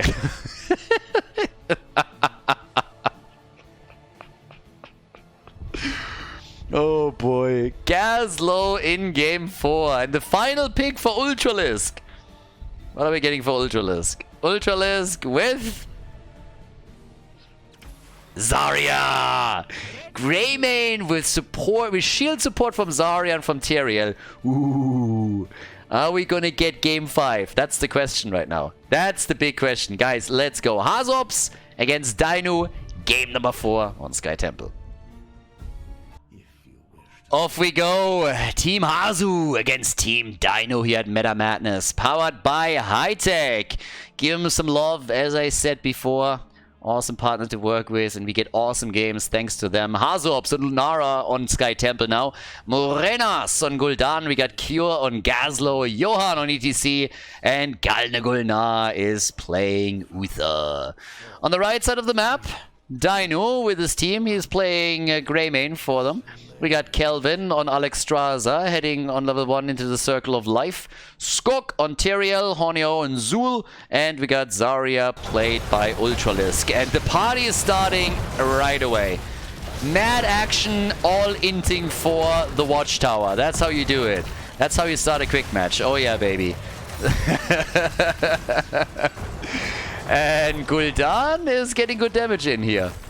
Can you imagine later on in the game when we got one of those circles and everybody's moving in and Gul'dan just simply drops all of his spells, comes in and drops his Echoed Corruption and also moves, for example, in with a good Horrify. That would be the play. But yeah, either way, as it stands, we are now having a big push for the top and Gazlo is down. He's dead immediately. Now they're trying to go for a counter kill, but I'm not quite sure if they're able to get it there. We got 11 stacks for Gul'dan very early in the game, so good for him. Stacks also with the Hammer of the Lightbringer for Uther. Big mosh pit later on could of course win this for them. Always assuming he goes mosh pit. With that combo I would assume he does. especially since there are not really a whole lot of interrupts available against it compared to what we're normally seeing. But then again, if you want to play with a global, you could technically also go into a stage dive. Now, I don't expect it. It has been played in the past. So Lunara hopping around down at the bottom of the map. Already, we got the cams being played. And Cure is doing his thing here. Right. Does he have a Gaslow skin? Are you kidding me? Like, you don't have a skin for Chen or anything, but you're fully equipped when you're playing Gaslow. You got the mount skin and everything. Coming in with a clown. Oh, Cure, baby. We gotta talk. Your priorities are a little bit screwed over here. Yeah, Cure definitely praising the Lord. Now we got level 4 kicking in. In this case, we got the Exuberance for Alexstrasza. But yeah, unbelievable. Cure with the Gaslow skin has pretty much no skin for any of the heroes that he's playing here. But the Gaslow skin is there, you know, that's the one that really matters. So now he's playing out this 1 versus 1 at the bottom of the map. Gaslow already taking the Siege Giants, but the 4-man pressure that we're getting from Team Dynouh is obviously crazy. Yeah, right now, if you're having a Greymane, Tyrael plus Zarya, I mean, are you kidding me? Greymane is such a monster when he can play in Worgen form on structures. I mean, look at this shit. The temples haven't even activated yet, and they already burst through the entire wall here. So that's crazy. And Gaslow is going to have quite a bit of trouble dealing with the rotation from Zul. Now they're fighting back here up at the top. They need to get kills. It's not going to be easy. Hazu is getting all the damage out that he possibly can. And I suppose things are going to become a bit easier when they hit level 10 and have even more AoE. Whenever Alexstrasza is trying to heal them with a Circle of Life, there is a chance that they're just going to murder them with Thornwood Vines, with Gul'dan. I mean, his Echoed Corruption is at 16 stacks. Look at the damage! Yeah, painting a bit of a target now with the heals, but that was well timed. That definitely helped them. And Gaslow is currently trying to take over the temple in the middle. So there's that. But at this point, it is a big win for Team Dynouh. Dynouh's team does way better on the structures right now, and that's all that matters on Sky Temple. That's all that matters here. Yeah, there's the Dragon Queen already, is there chasing them off. That's what a real dragon, by the way, looks like. Not this chromey crap. No self-respecting dragon would ever take that form. No, no, no. That's what a real dragon looks like. Chromie is an imposter. Yeah, they need to bring Chromie into an asylum. She thinks she's a dragon. She's not. She's just it's just pretentious. She's just pretending. She's a wannabe dragon. Alexstrasza, there we're talking, you see? You're going into an actual dragon, it's like BAM! But yeah, so right now we got on level 4 the thick skin. We still get the poke with the choke and pollen. Good stacking, by the way, from Gul'dan. Morenas is sitting at 21 stacks now. Gaslow with the rocket boots coming into with a rocket socket. And we got the Goblin Fusion now on level 7. And the first fort is down. So Team Hazu, they lost the first fort at the top. The blue team definitely under pressure. And we gotta pause too. Yeah, the blue team is really in trouble because now they lost the first structure already. And if you're looking into the mid lane for just a second, so the wall here has been destroyed too. And to be fair, the same has happened over here. But there's big structure elite now for the red team. And that means every single time that you have a temple now coming up, there is a chance that the blue team, sorry, the red team is just simply pulling ahead because they are trading. So you can't evenly trade anymore on temples if you're Team Hazu. You have to, at some point, take additional objectives. Or what you also can do after level 5, you can just come in here and try and, after 5 minutes into the game, you can try and play for the boss. And that's also a bit of a losing position. You have Horrify. It's a bit tricky.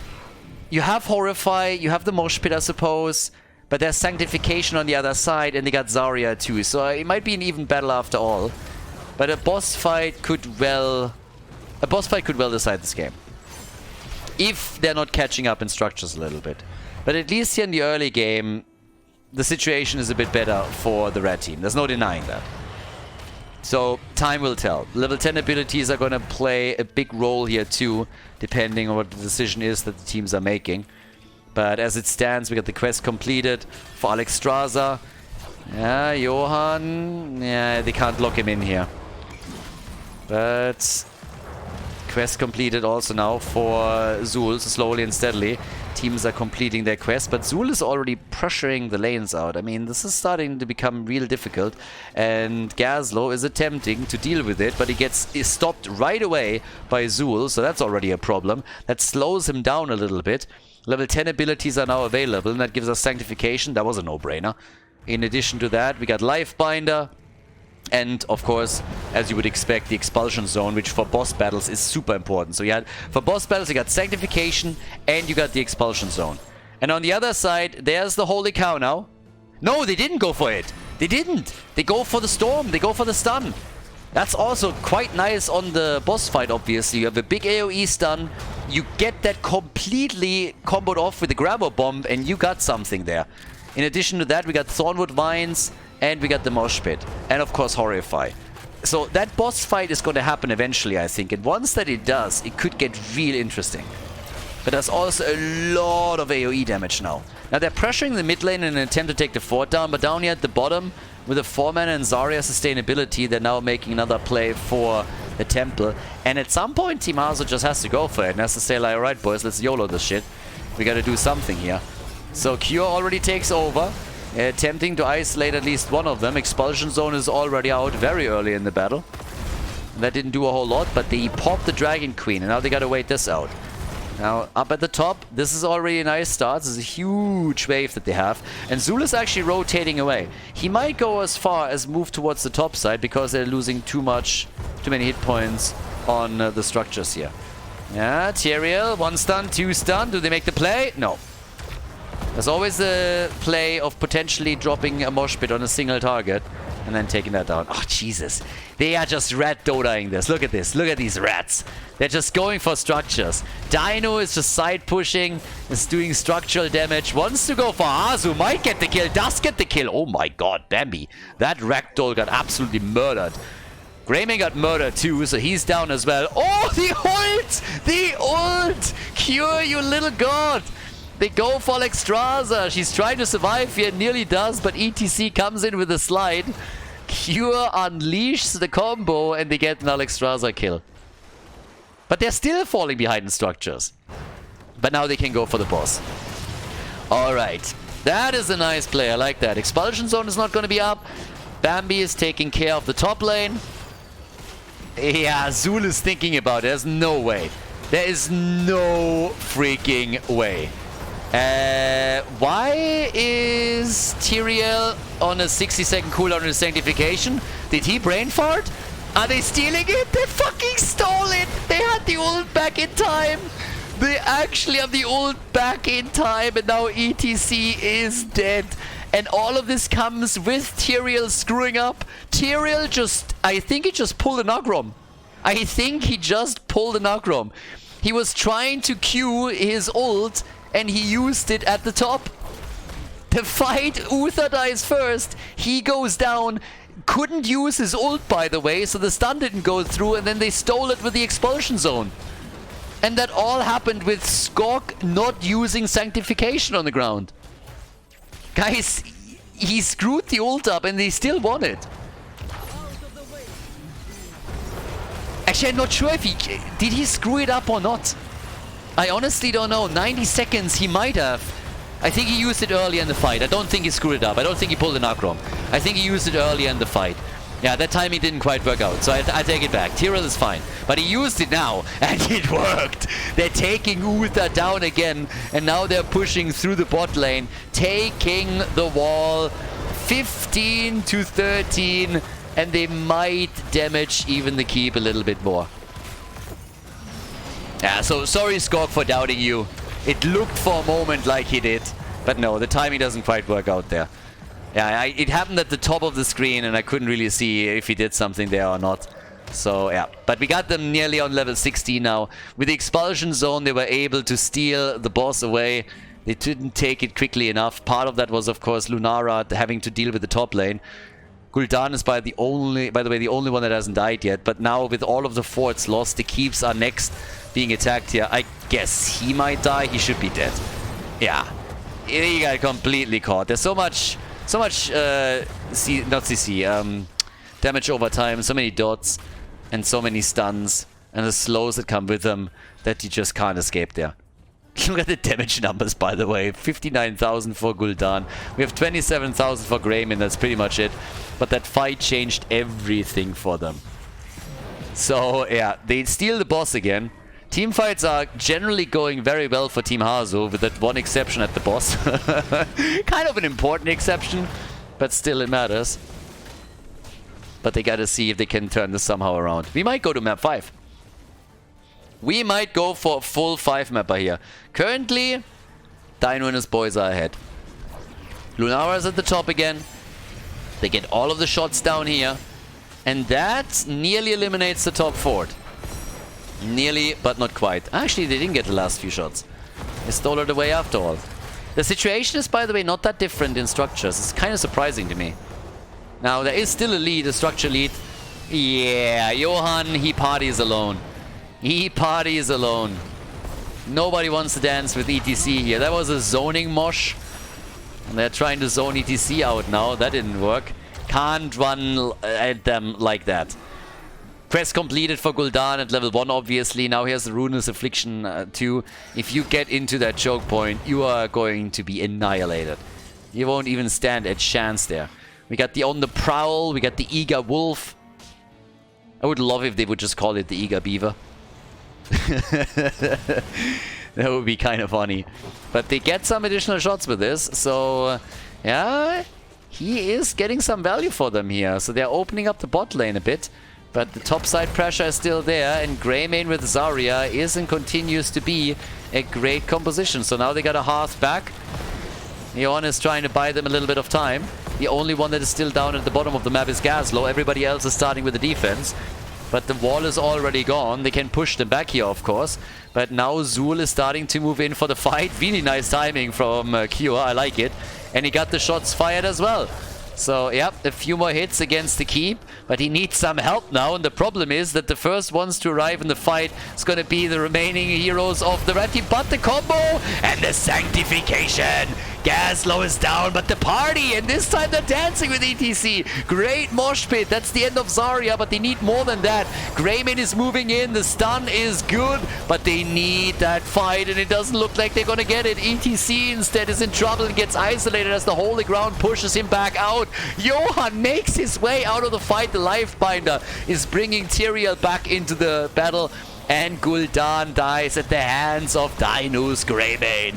Big fight between the two teams and a decisive victory at the end of the day for Team Dynouh as they're trading 1 for 2 and have a chance to go for the boss at the bottom of the map now. Now at the same time, they are going to lose probably a few of the hit points at the keep down here.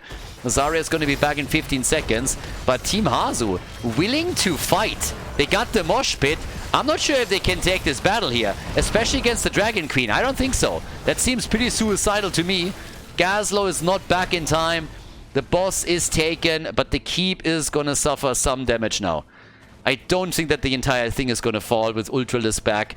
Yeah, he can easily come in, pushes them in, and tries to deal with them. The fight here, that could be a different... the siege shines are taken. They were hoping to get a flank on someone. The problem is that now level 20 is also close for Team Dynouh. Game 5 is becoming more and more realistic in this series. It's becoming more and more realistic here. Fantastic ult, but there's no follow-up. The follow-up isn't strong enough. They keep likely to fall now. Siege Shines are pushing through too. There's a temple activating in 7 seconds. I gotta give it to them though. They burned the boss down very quickly, but that level 20 that we're seeing in another sec is gonna be a problem. The Horrify Morena's just shitting on Zul. But they are about to lose the keep here. There's a nice play by Zarya. She isolates Gul'dan. He's trying his best. ETC is making them dance, but the sanctification is ruining his attempt to turn the fight around. They get the Greymane kill though, thanks to Uther and his stun, but the keep will fall. So will Tyrael, or so I thought, but the Lifebinder is again keeping him in play. They got level 20 now too, and they can still retreat here. What a back and forth all of a sudden. But Team Hasu is losing ground, and they're losing it quickly. We have 9 kills to 6. We got them all down at the bottom of the map. The keep is down to a half HP on Team Dynouh's side. And with a single temple, I mean, they got level 20 first, so the keep is not going to fall here as it gets attacked. But how they are going to play this out? If they can take the shots, they're going to destroy the keep. Which is actually kind of funny. I mean, guys, think about this for a second. All of what we just saw to take a keep down, now they're taking a few shots and they are likely going to destroy the keep at the bot lane. 1 stun, 2 stun, 3 stun. Can they get the hit? They can't, but they need 1 more shot or 2 more shots to take the keep and part at the bottom of the map. They get 1, they get 2, and the keep is still not down. Cure takes another one, and they obliterate it. So the keep is gone. Structural situation is the same. How is that even possible? 2 bosses have been taken. So much damage has been done by Team Dynouh as they are using Greymane, Zarya and Tyrael to go through one wall after another. But as the dust settles and the teams are both on level 20, we have an identical situation on the map and they're getting even more damage in against the mid lane. Now the red team is obviously looking for the next fight here. God, there's so much going on here. Boss is, by the way, up in 2 minutes. Might be another battle over the boss, but this is just nasty. Dynouh's team is on the way to another keep at the top. And ETC with a bolt. He's looking for that mosh. He's looking for that mosh pit. Already pushing them back a little bit. They go for the battle. Siege Giants at the bot lane, by the way. Might be able to escort the catapults towards the core. That might happen. Might force the red team back. But they're already burning this down. There's so much wave clear here. It's insane. There's the ult. Gazlo trying to YOLO that out. But they haven't baited a lot of the ults out yet from Dynouh's boys. We have only Zarya using her ult and I guess Zul. But they are already starting to rotate back here. Yeah. Johanna. Can he get 1 mosh pit? Yeah, they were looking for it. They couldn't get it. Siege Giants on the core. Soon TM. Not yet though. And a double temple is coming up. This is insanely close. This is way closer than I expected it to be with the red team winning 2 bosses. So the shield is falling. The shield is actually falling at the bot lane. They gotta send someone back down. And the boss is back up in 53 seconds. Yeah, Greymane is back. He's dealing with it. Or is he? Boys, you are gonna eventually start losing some of the hit points there. Oh, the stun, the combo, the CC! And he gets it out. He gets the sanctification out before he dies. It's a dance party, though. And another ult from Q and his Gazlo. The Gazlord.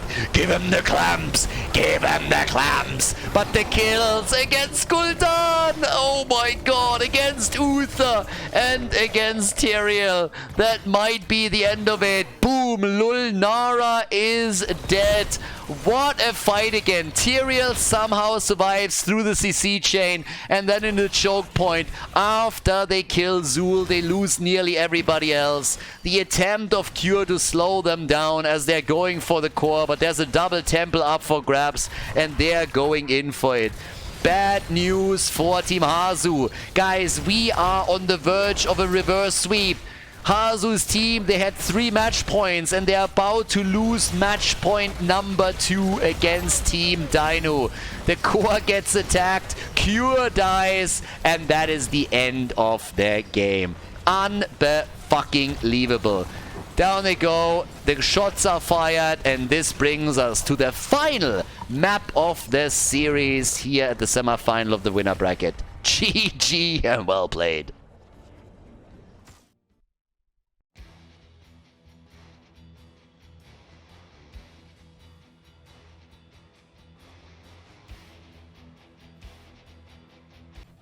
Garden of Terror! Let's go! Map number 5. We're going the full distance, everybody.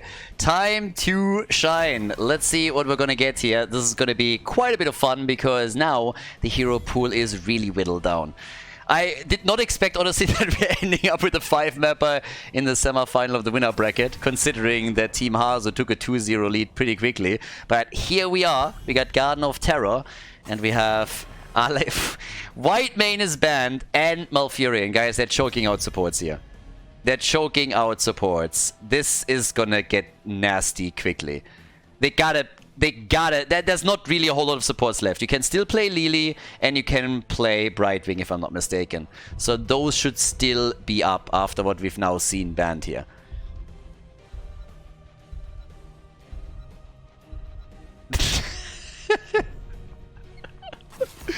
They banned Lili. What? Why would you do that? Now Brightwing gets picked and you got nothing. Am I missing something? Have I made a mistake here in my sheet? They go for Varian and Kerrigan, alright, so that's already an insane combo at the beginning, but I don't think they got a support anymore. Unless I made a mistake here, they have no support left. The fuck did they just do? I mean, maybe I made a mistake, but I don't think they have anyone left. Here's Leo, we get Jaina. And how exactly is Team Dynouh gonna play this?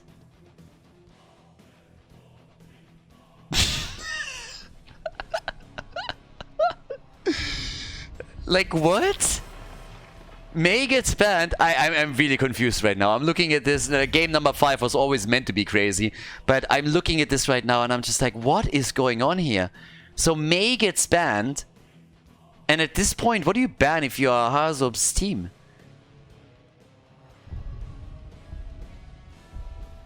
I think they screwed up. They must not have realized that there were only 2 supports left. Phoenix gets banned, so no brr. It's a big map, so Garden of Terror, you want to have wave clear. You want to also make sure that you're having heroes that are very, very good against camps. But there's nothing you can play for sustain anymore. Zarya has been played, Abathur has been played. Supports are gone. How do you salvage that draft? Zagara and Diva, alright. I mean, you can only play hit and run at this point. That's pretty much all you can do.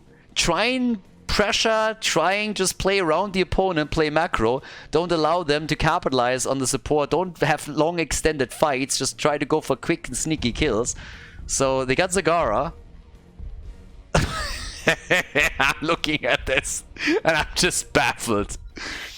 The blue team in game number 5. What is Hanzo picking? Ragnaros and Deathwing. Ragnaros, Deathwing, and Leo with Jaina and Brightwing. Oh boy. I hate ARAM comms that make more sense. No, but this is actually not that easy to beat. If you are on the side of Team Dynouh. Keep in mind, there's 66 heroes banned now. 66 heroes are now banned. Including, of course, the 6 that have been banned in this one. And there's Murky.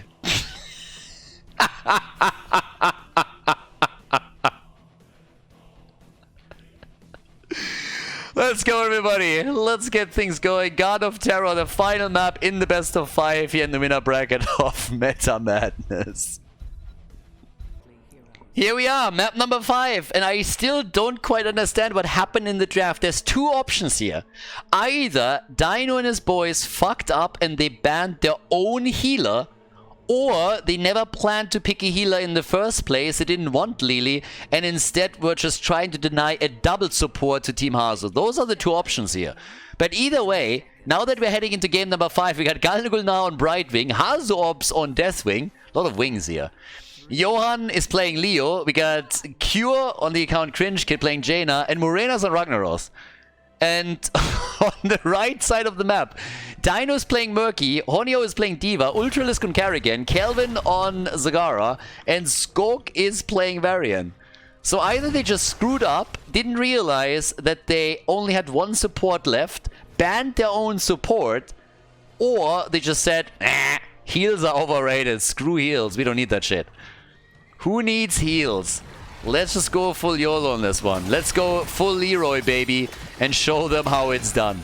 And I am flooding. I'm sitting here and I was like, what the hell is going on? They're getting a kill for a kill. Varian is down, but so is Jaina. Okay. And Murky is already backdooring the waves here. Murky is backdooring the waves against Ragnaros. So Morenas is taking them over here. Murky's taking them behind the fort. A little bit of a terror moment in the mid lane as HasuObs is going in for this.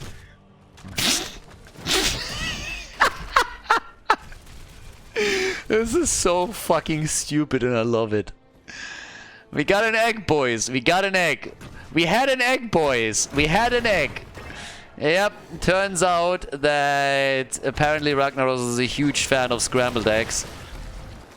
So he took that one out quickly. Liquid cooling on level 1.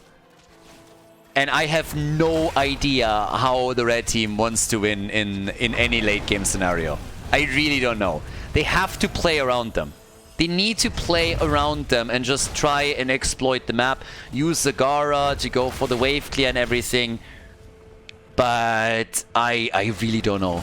I honestly think for Ragnaros, Lava Wave would be fantastic right now. Just pick Lava Wave, control the wave clear as best as you can. And late game is going to be really beneficial for Team Hasu. They should be doing well on seeds. On the objective, they should have the upper hand. And if they use that properly, they can definitely deal with that. Ah, look at this. Yeah, Murky with another egg. Gets the egg out. Good for him. But Johan... Ooh, I thought for a second that he might actually see Murky here. That could have been a problem for the frog. Yeah, down here, Kelvin. Zagara makes it out. So Zagara is out. The Zerg Queen is still alive. They got both of the Zerg Queens. That's clearly OP. Right now we also got the envenomed spines over here. We got the slime time. Prime time, slime time. And, yep, they are looking for kills. Here comes Murky. Yeah, the Merc Master can be pretty annoying. I'm actually a bit curious what he's going to get on level 10. Normally we're seeing Octograb and then with the damage. And of course they have already quite a few stuns here. But if he is going to Murloc them... he might just go and Murloc them. But the first seed has now been taken, as expected, by the blue team. And I really think that this is going to be their biggest play. Just get objective after objective, and as the game continues, you are probably going to get 2 of those Garden Terrors out. But yeah. So, Murky, I mean, the frog is down. He dies. He mercs, he dies, he mercs again. Blistering attacks. Ragnaros is dead. Alrighty. So, Ragnaros got toasted up at the top. And, well, in the meantime, they're making a play for Leo. Zagara at the bot lane also needs to be a little bit careful. Nearly taken down here. Kelvin needs to be very careful now. Murky is assisting, actually. But at the top, there's another drain.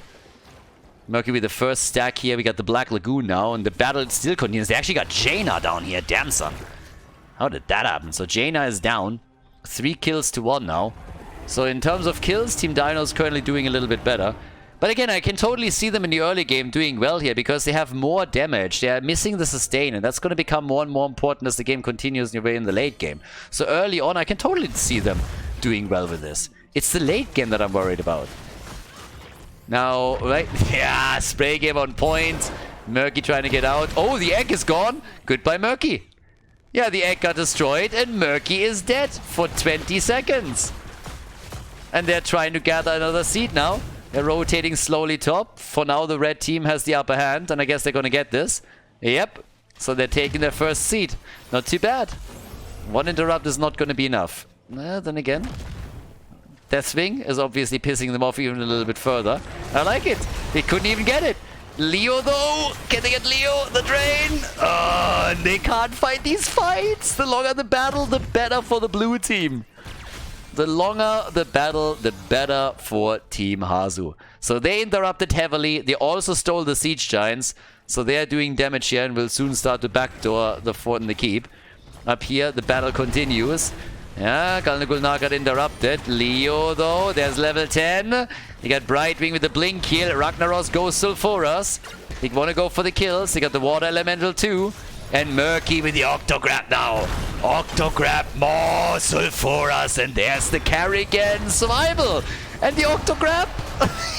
They get Brightwing. Brightwing is dead. Ragnaros is dead. Are you fucking with me?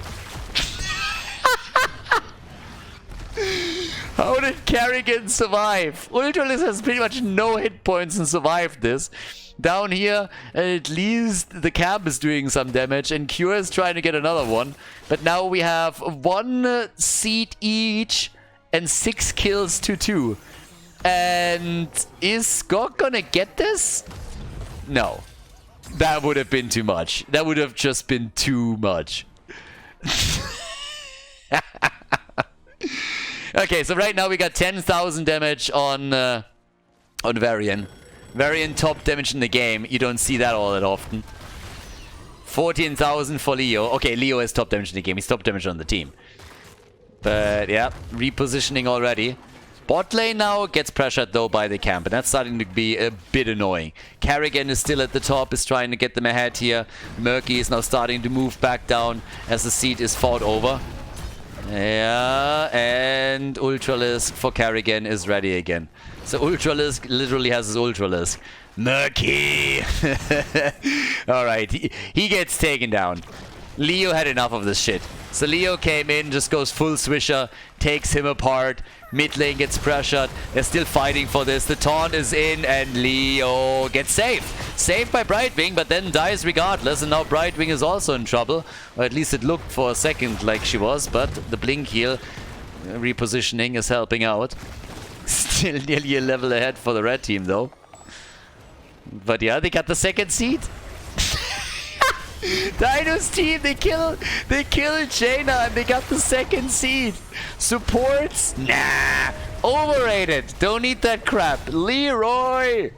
Let's go full damage, everybody. Let's crush it here. So now we got the level 13 talent. And we currently are looking at the fish tank. Yeah, top side. There's the taunt, there's the combo, and Brightwing saves the day. But to be fair with you, think about again where HasuObs' team finds themselves right now. They led with 2-0. Now they're on map 5. They're playing with a support. Their opponent doesn't have one. And they are falling farther and farther behind in this game. If you're on HasuObs' team right now, every single second that passes, you're just sitting there thinking, what the fuck? I mean, they thought they were in the winner bracket final. And now they are fighting for their life here, for their life in the winner bracket. Are they going to be the ones dropping down into the losers bracket? We'll figure it out. But at least we finally have a kill since Dehaka died. Sulfuras and then Leo was a little bit too much for her to handle. The seed is up, and I guess we're going to end up with both teams running 2 seeds here. Level 13 talents for the 2 of them. Murky still with the damage. Murky going for Deathwing. Imagine losing to a fucking frog if you're Deathwing. I mean, that is a snack. You're just gonna snack it up. You just eat that thing. Murky down. Don't worry, guys. He's gonna be back. Has 4 stacks now on his level 4. Yeah, and they're looking for another flank. Can they go for maybe Jaina again? The egg is right there. They go for Jaina. There's the taunt. Murky down. There's the water elemental. More and Kelvin. Yes. Here comes Leo. And Zagara dies. So does Murky. And finally we're getting a little bit of headway for the blue team. Supports apparently useful after all. Or are they? Because the seed has still not been taken. And they're still a level ahead. Another ult. Chrysalis for Karrigan. And Ultralisk gets out. But here comes the gangbang Brightwing hard. Hanzo is also low. Yeah, already trade being used by Ragnaros. They get the kill on Karrigan at least. What a what a game. What a fucking game. 6 kills to 10.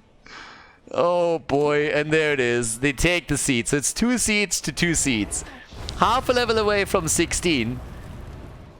Jaina is getting closer to completing her baseline, which is going to give her ice block. That's actually big. Ice block, the more survivability they're going to have, the better these fights are going to end for them. So once again, we're having... Yes, there's 1 quest completed. 23,000 damage for Varian. Murky is the only one that is sucking on the damage numbers for the red team. Look at him. 5,000 damage. Like, I mean, do you even live, bro? Come on. So they got level 16 first. Good for them. Yeah, Varian's already starting to move in. They find Ragnaros. They go for the combo, but they don't have enough damage right now. Murky's joining up with the rest of them, and Zagara just gets popped by Ragnaros. Absolutely popped. That Sulfuras was on point. Jaina dies, but so does Varian. Still a 2-for-1 trade. Ragnaros, on the other hand, is about to die. Makes it out somehow. And Ultralisk, he's a survivor. He makes it out. Dynouh, he gets still crushed. Deathwing with a kill. 16-16 on the damage board now. For Murky, we get the toxic build-up. And full-on blast wave plays by Ragnaros, of course. And at the same time, the Corrosive Saliva and the Hydralisk Transfusion for Zagara. And here comes the... This is the problem now. This is the first of the Garden Terrors. So here comes the big problem for them. Dynouh still plays around the egg, but I think this is going to get taken out anyways. But now, with us running into Garden Terrors, this is not going to be easy. Yeah, this is the moment where the game can totally flip. They played it well until now. I mean, they are fucking ahead in kills. It's 11 kills to 8. But now they're losing structures. They're going to lose the fort at the bottom of the map. They're likely going to lose the fort in the middle. And they might lose even more than that. So, yeah. This is where it starts to get tricky. Deathwing has to YOLO it out. Mid lane, I suppose they can defend this. Up at the top, D.Va. She's actually doing pretty well on the defense. But they're pressured back. Now, all of this can change if they're able to get their own Garden Terrors. But for now, it's all about the kills again. There's the Entomb. Ultralisk uses the Ultralisk. But can they get a Leo kill? No, they can't. It's amazing to me that they're not dying more. It's absolutely amazing to me. Skog is moving away. Obviously, as soon as you're losing your forts, you're also losing the fountains. And that's another big problem. 8 stacks for Murky. Again, the stacking progress on Murky's level 4 isn't really all that great. We've definitely seen better than this. But slowly and steadily, he's getting the numbers up there. Alright. So by now, it's about the camps again. And they steal it. They steal the camp. Zagara still in the middle. The 2 Zerg Queens are slowly joining up with the rest of them up at the top. But there's the attempt to take another fort down. Hanzo and his boys, they're trying to make the play here. They're trying to put them into a position where they just can't win this any longer. And they're doing more and more work by the minute. D.Va is dead again. D.Va is dead, and they're really starting to die here. So this is huge. With D.Va down, this is a 4v5. And the camps that we still have on the map. So they are getting pressured more. The lead-in experience is finally in the hands of Hanzo and his team. And that... I mean, if they can carry that momentum a little bit further, that might just be it. So in comes the play towards the bottom of the map. Off we go. We get them with another opportunity to steal camps away from the opponent. The team fights are starting to become a bit of a problem. But here, at least, Zagara, she's low! They nearly take Leo down, though, but they lose Murky. Murky is down, so is Leo. Or Leorki. I mean, they basically just traded. And everybody else is still alive and kicking. Jeez. Yeah, well. Now we got up at the top, Ultralisk. Still doing his thing here, making sure that this keep is not gonna get pressured. But with Leoric down for another 20 seconds, you know what? They might just have an opportunity here to go for their own Garden Terrors. And since nobody on the blue team is even reacting to it, it seems like that's gonna be it.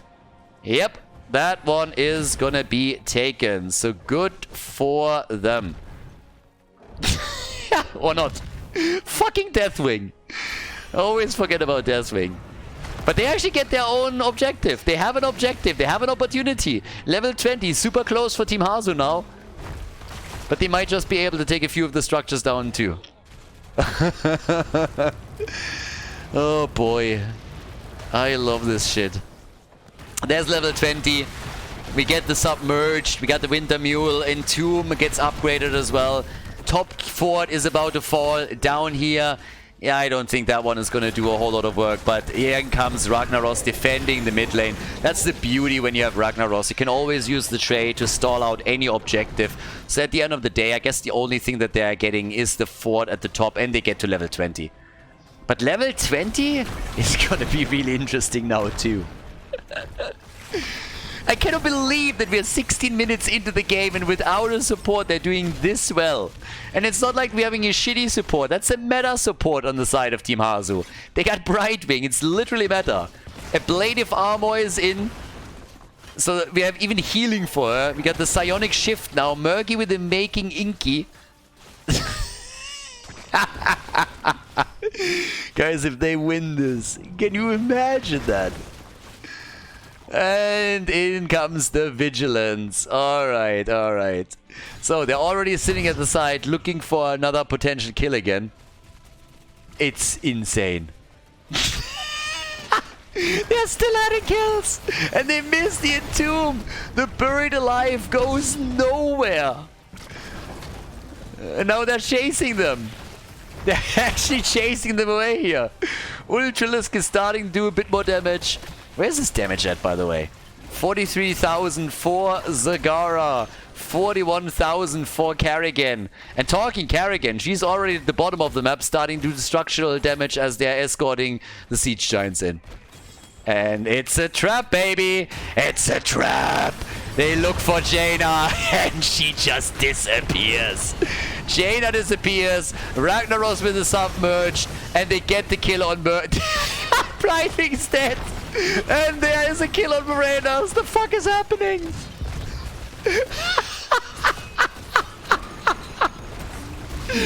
They are crushing them! They're absolutely crushing them! Zagara at least dies, that stops the plays a little bit. But I cannot fucking believe what's going on here. The trap was too well executed. Supports don't do jack shit for you if you're instantly being blown up. They can't fall into a trap like this, guys. This might just be game. They're actually winning this. They're actually winning this. The trap was so fucking good that they take the keep at the bottom of the map. They're falling back for now. They don't have the confidence to go for the core. But this is insane. It's at least insanely funny. A little bit more interrupting happening at the same time now, but boy, what an incredible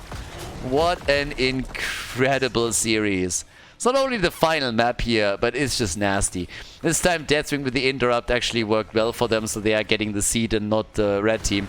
But the first keep is now taken down. The first keep is taken down and they are still 5 kills ahead. Oh boy. So here we go. We got camp after camp claimed now by Team Dynouh. Well, they're splitting the map. To be fair, they're splitting the map pretty much. 11 kills to 16. Hazu's team is just sitting there as like, this can't be happening. They have to make sure they're not falling into traps like this. Prolonged fights are fantastic for them.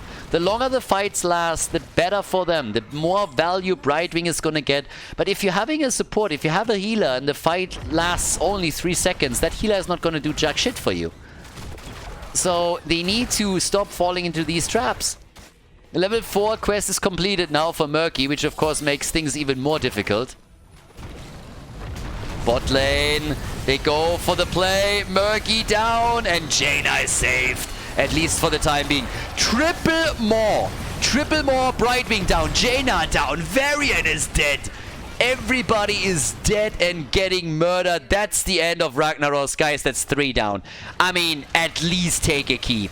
If you don't go core, you gotta go keep at this point. They get the siege giants and unbelievable. 19 kills to 12.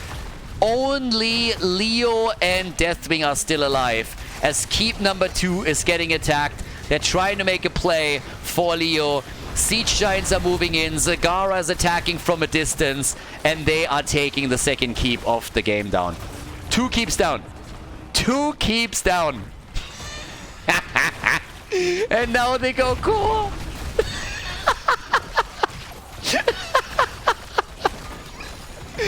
Leo is dead! Leo is fucking dead! And they're starting to take the core down! Guys, the reverse sweep! The reverse sweep! They are taking it! Team Dynouh advances to the winner bracket final and sends Team HasuObs packing! GG!